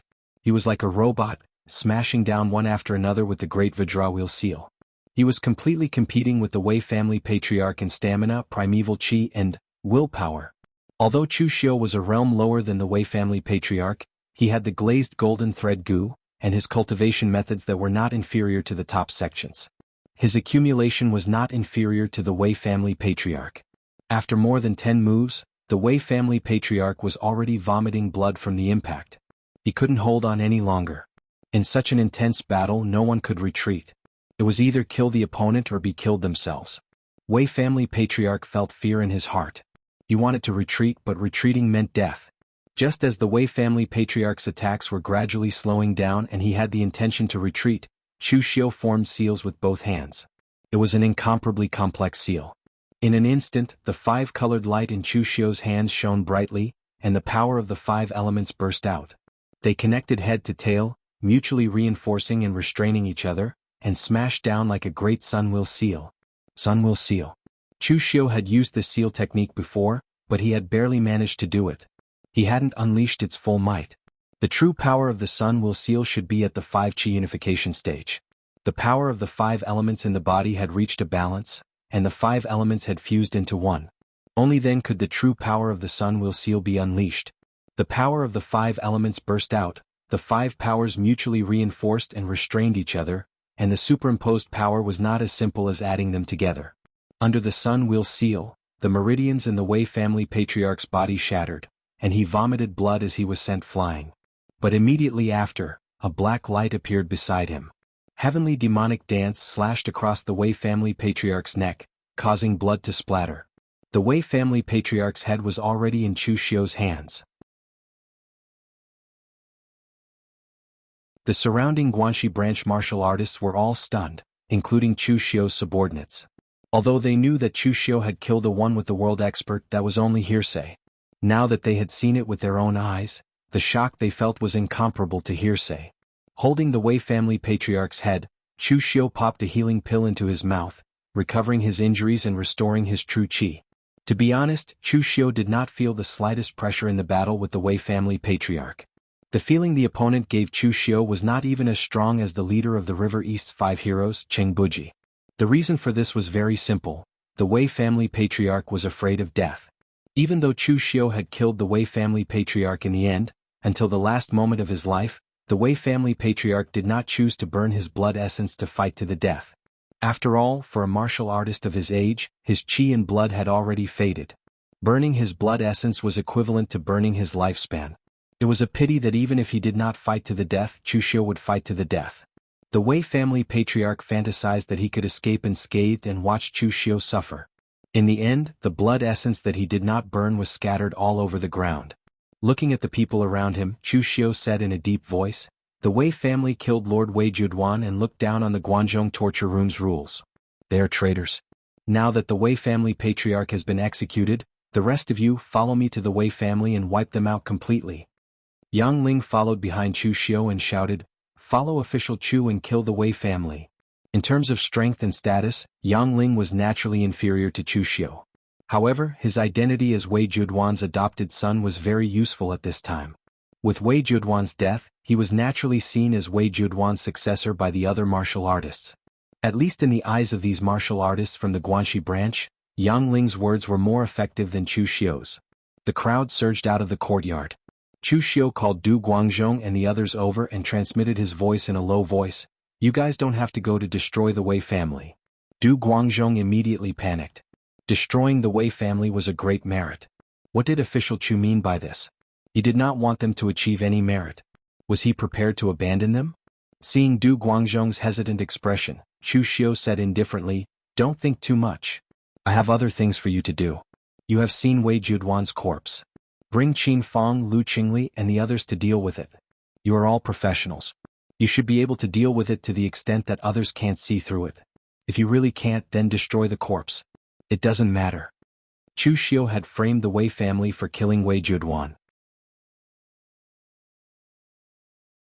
If this matter was spread to the outside world, no one would believe it. Chu Xiu did not expect them to believe it either. It would be fine as long as a small number of people chose to believe it. Now, Chu Xiu was dealing with Wei Juduan's corpse not to deceive others, but to have a reasonable explanation. At the very least he could save face.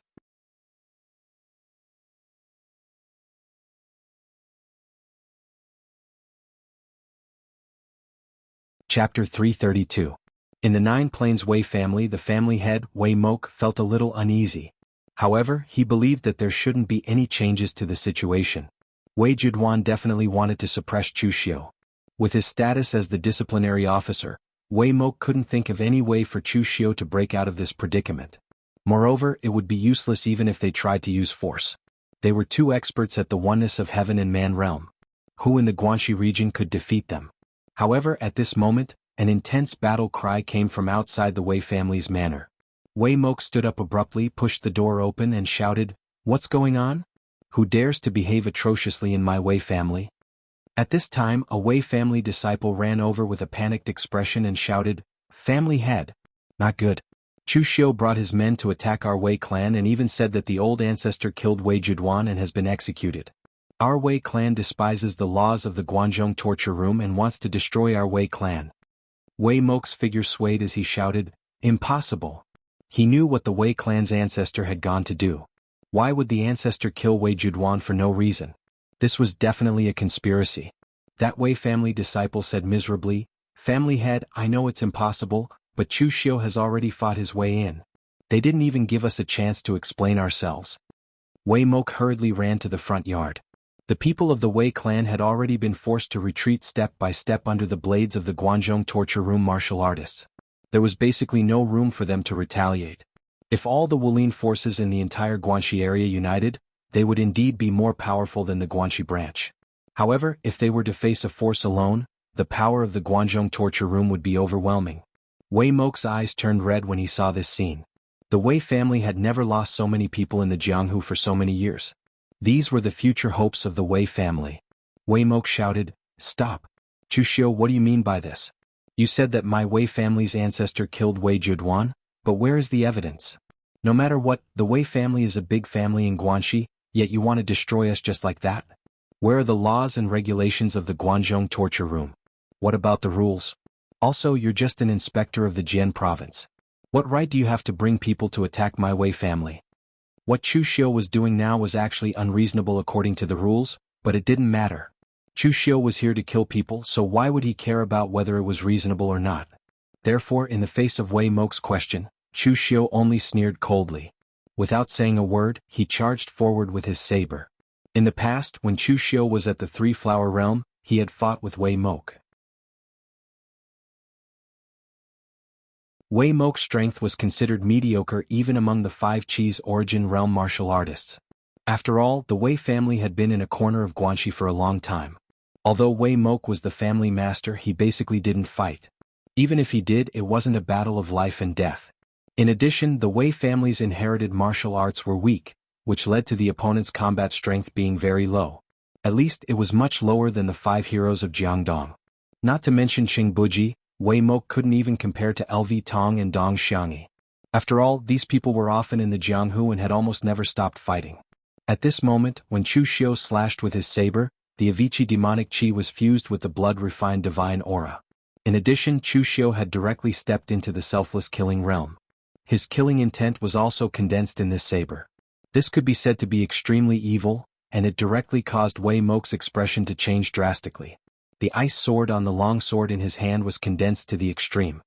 He even directly burned his qi in blood and spat out a mouthful of blood, causing the ice blue sword to be mixed with a trace of blood red. Wei Mok's attack was much more decisive than the Wei family's old ancestor.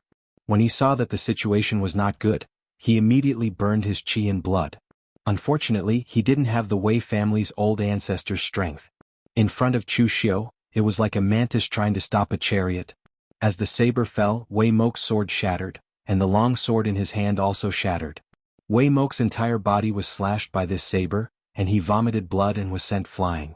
Chu Xiu's hand formed the inner binding seal, and his figure was like a black light. In the blink of an eye, he had already arrived in front of Wei Mok. The surging demonic qi that contained the evil divinity slashed down, and this time, Wei Mok's entire body was directly cut into two. With Wei Mok's current strength, he didn't even have the qualifications to withstand Chu Xiu's complete 3 blades of Avicii. Wei Mok's corpse fell, and the blood mist in the air didn't dissipate. This caused the Wei family members to be stunned for a moment, and then they immediately dispersed. Previously, the Wei family members didn't disperse and they still had the courage to resist because they had a patriarch like Wei Mok. But now they saw their patriarch being killed by Chu Xiu in 2 slashes. This could be said to be extremely powerful, and they instantly collapsed and started to flee. There was no need for Chu Xiu to go personally, the others could do it. Chu Xiu said to Ghost Hand Monarch, "Search the Wei family. These years, the Wei family has violated the rules of the Guanzhong torture room many times. These are all evidence. Gather the other financial and cultivation resources, and distribute them after the matter is over." Ghost Hand Monarch nodded with a smile. He was very good at this kind of thing. "Right, Lord, what should we do with Wei Changling?" Ghost Hand Monarch suddenly remembered this person. Although he was a member of the Wei family, he was also the inspector of the Guanzhong torture room.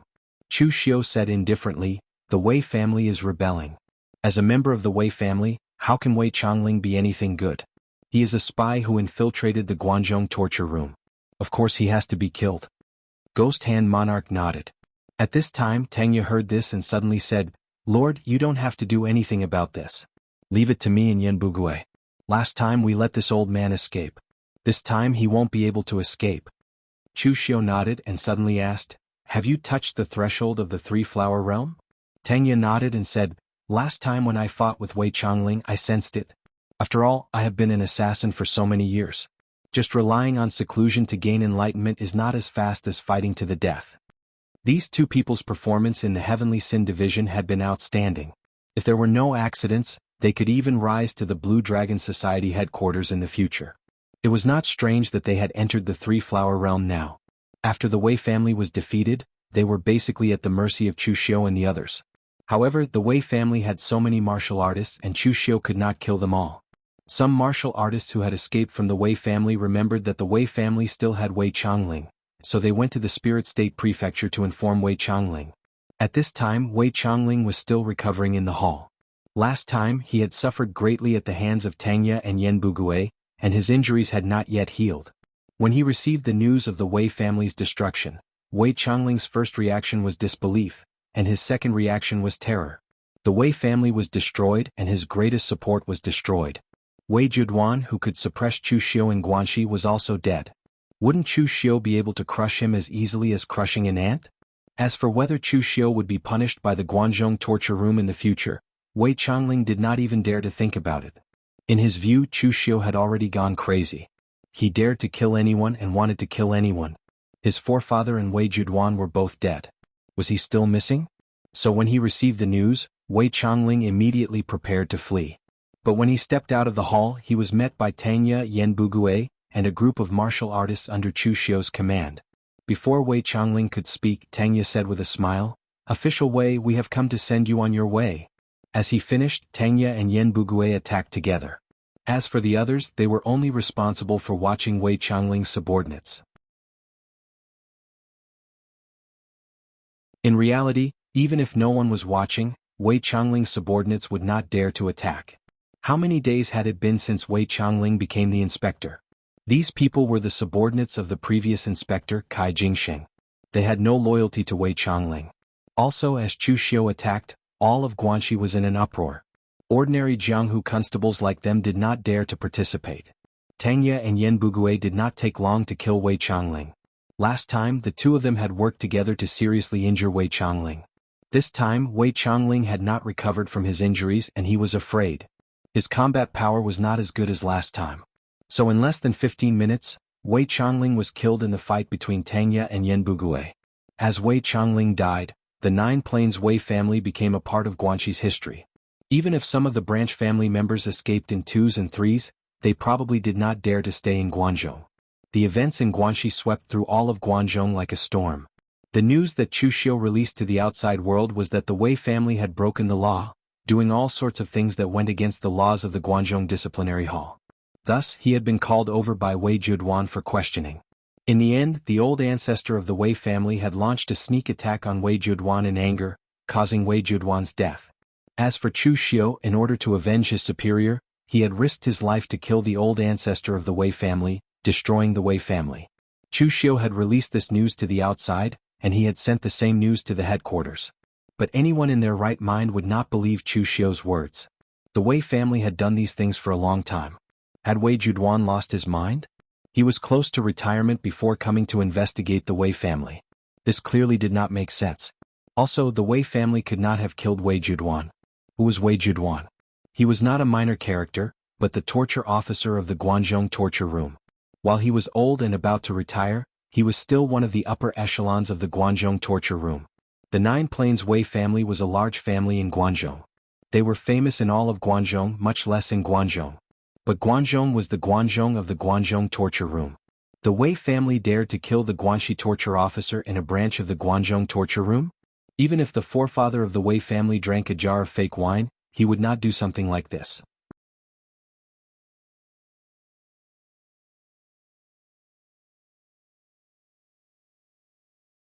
Chapter 333.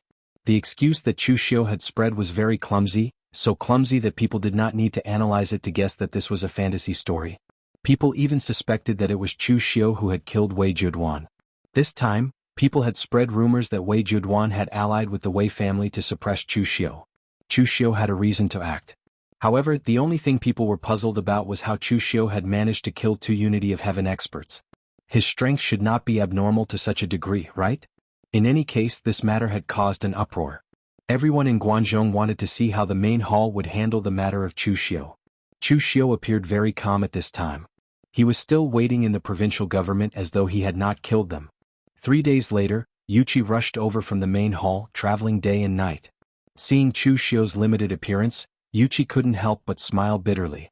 "Brother Chu, you've caused such a huge commotion, yet you can still sit still?" Chu Xiu had someone pour a cup of tea for Yuchi. He said coolly, "I have a clear conscience. Why can't I sit still?"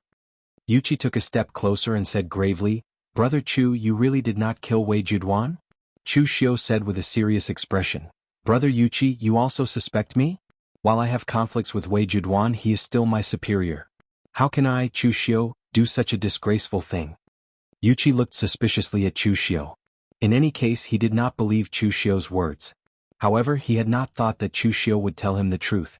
Yuchi said gravely, "Brother Chu, you know how much trouble you have caused this time. Right now, the hall master has sent me to inform you to go to the main hall for questioning. The main hall will send people to investigate Wei Juduan's death and the Wei family's matter. Come with me now. Of course, don't think about escaping." After Wei Juduan's death, the experts of the criminal division immediately sealed off the roads to Guangzhou. "You cannot escape." Chu Xiu smiled freely and said, I, Chu Xiu, have a clear conscience. Why should I escape? Yuchi looked deeply at Chu Xiu and said, I hope so.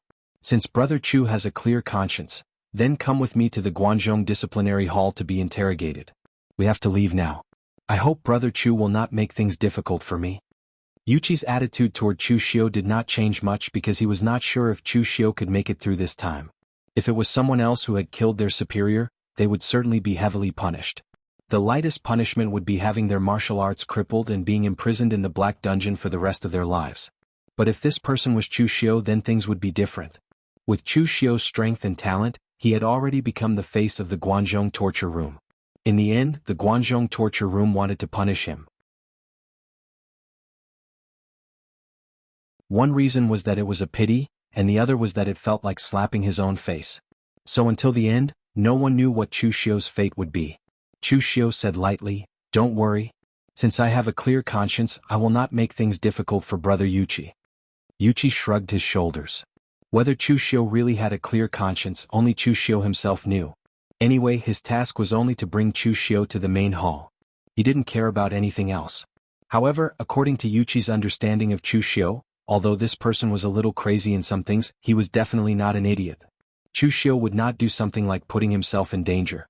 Looking at Chu Xiu's calm appearance, could it be that he was already confident? The news that Chu Xiu followed Yuchi to the headquarters spread quickly. Of course, this was also the reason why Chu Xiu did not ask the Ghost Hand King and the others to cover up the news. As soon as this news came out, there was a sudden burst of discussion in the Guanxi area. Of course, there were also some people who secretly carried out all kinds of small tricks. Among the patrol envoys of the Guanxi region, Yang Ling was already Chu Xiu's man. Furthermore, he was a witness of this incident and was also Wei Juduan's adopted son. Yang Ling had long been summoned to the headquarters alone. Fang Hua and Situ Xing did not think much of it after hearing the news. They were not young anymore and their ambitions were not that big. Although they were also afraid of the fact that Wei Juduan had died in the hands of Chu Xiu, they did not dare to have any other thoughts. As for the remaining one, Jiang Taoran, he was secretly making some small moves. Jiang Taoran only had the strength of the three-flower realm. Even if Wei Juduan died, Chu Xiu could not return to Guanxi, and he could not be the penal officer. However, Jiang Taoran really did not want Chu Xiu to return to Guanxi. The reason was very simple. He could not accept Chu Xiu's strength. Although Jiang Taoran was low-key and slippery, he was actually a scheming person. Otherwise, he wouldn't have been able to snatch a prefecture from the hands of Chu Xiu and Wei Hanshan during their fierce battle, and then reap the benefits. Previously, Chu Xiu's move to control the business lifeline of the entire Guanxi area had already made him very dissatisfied. Although Chu Xiu didn't let them suffer a loss and still gave them a large portion of the profits, Jiang Taoran was still dissatisfied. He was a patrol inspector, but in the end he was like a puppet. He had no prestige at all. How could that be? He was not old guys like Situ Xing and Fang Hua who had no ambition. As long as there were benefits, everything was negotiable. Therefore, Jiang Taoran secretly spread the news that Chu Xiu had killed Wei Juduan and that this time, he would be severely punished by the Guanzhong torture room. He tried to stir up the momentum in Guanxi and add fuel to the fire, so that Chu Xiu would not be able to return. However, Jiang Taoran was cautious by nature and he was very careful. He only added fuel to the fire in the dark, and he did not dare to show himself. Compared to Jiang Taoran, there were people who did things more directly, such as the Zhang family of Yuan Continent. The Zhang family of Yuan Continent was the only big family in Guanxi that could stand shoulder to shoulder with the Wei family of Jiyuan. The Zhang family's great ancestor, Zhang Wanshan, also had the strength of the unity of heaven and man realm, but he was older than the Wei family's great ancestor. Zhang Wanshan was already more than 180 years old this year. Although warriors in the unity of heaven and man realm could theoretically live up to 200 years, this was only in theory. Warriors often had to face all kinds of killings in the pugilistic world. It was extremely cruel and it was common for them to be seriously injured. When they fought with their lives on the line, they would even have to burn their blood essence. Although this kind of injury could be recovered in the later stages, it would still leave behind some hidden dangers. When a warrior's qi and blood declined, it would gradually erupt.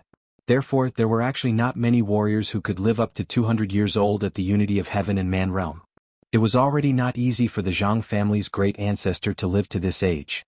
At this time, the Zhang family's Zhang Kunz was reporting to Zhang Wanshan about Chu Xiu with a serious expression. Zhang Wanshan was wearing a golden brocade robe. His hair and beard were all white, but his face was still rosy. Although he was old, he was still a distance away from the end of his lifespan. After listening to Zhang Kunz's narration after a while, Zhang Wanshan asked in a deep voice, "What do you think of this matter?" Zhang Kunz hesitated for a moment before saying, "It should be a good thing. The Wei family has been fighting with our Zhang family for so many years. Now that the Wei family has finally been destroyed, Chu Xiu was summoned to the headquarters this time. I reckon he's in trouble. Our Zhang family should be rising." Zhang Wanshan shook his head when he heard that. "Without the lips, the teeth will feel the cold. You only saw the Wei family fighting with our Zhang family for so many years, but you didn't see the mutual support between our Zhang family and the Wei family all these years. Guanzhong Torture Room is Guanzhong Torture Room, and our pugilistic world forces are pugilistic world forces. No matter how we fight with the Wei family, we are on the same side. As long as Guanzhong Torture Room goes overboard, our two families can put down all the grudges and join hands at any time. Now that the Wei family has been destroyed, it's equivalent to losing half of the people to bear the pressure for our Zhang family.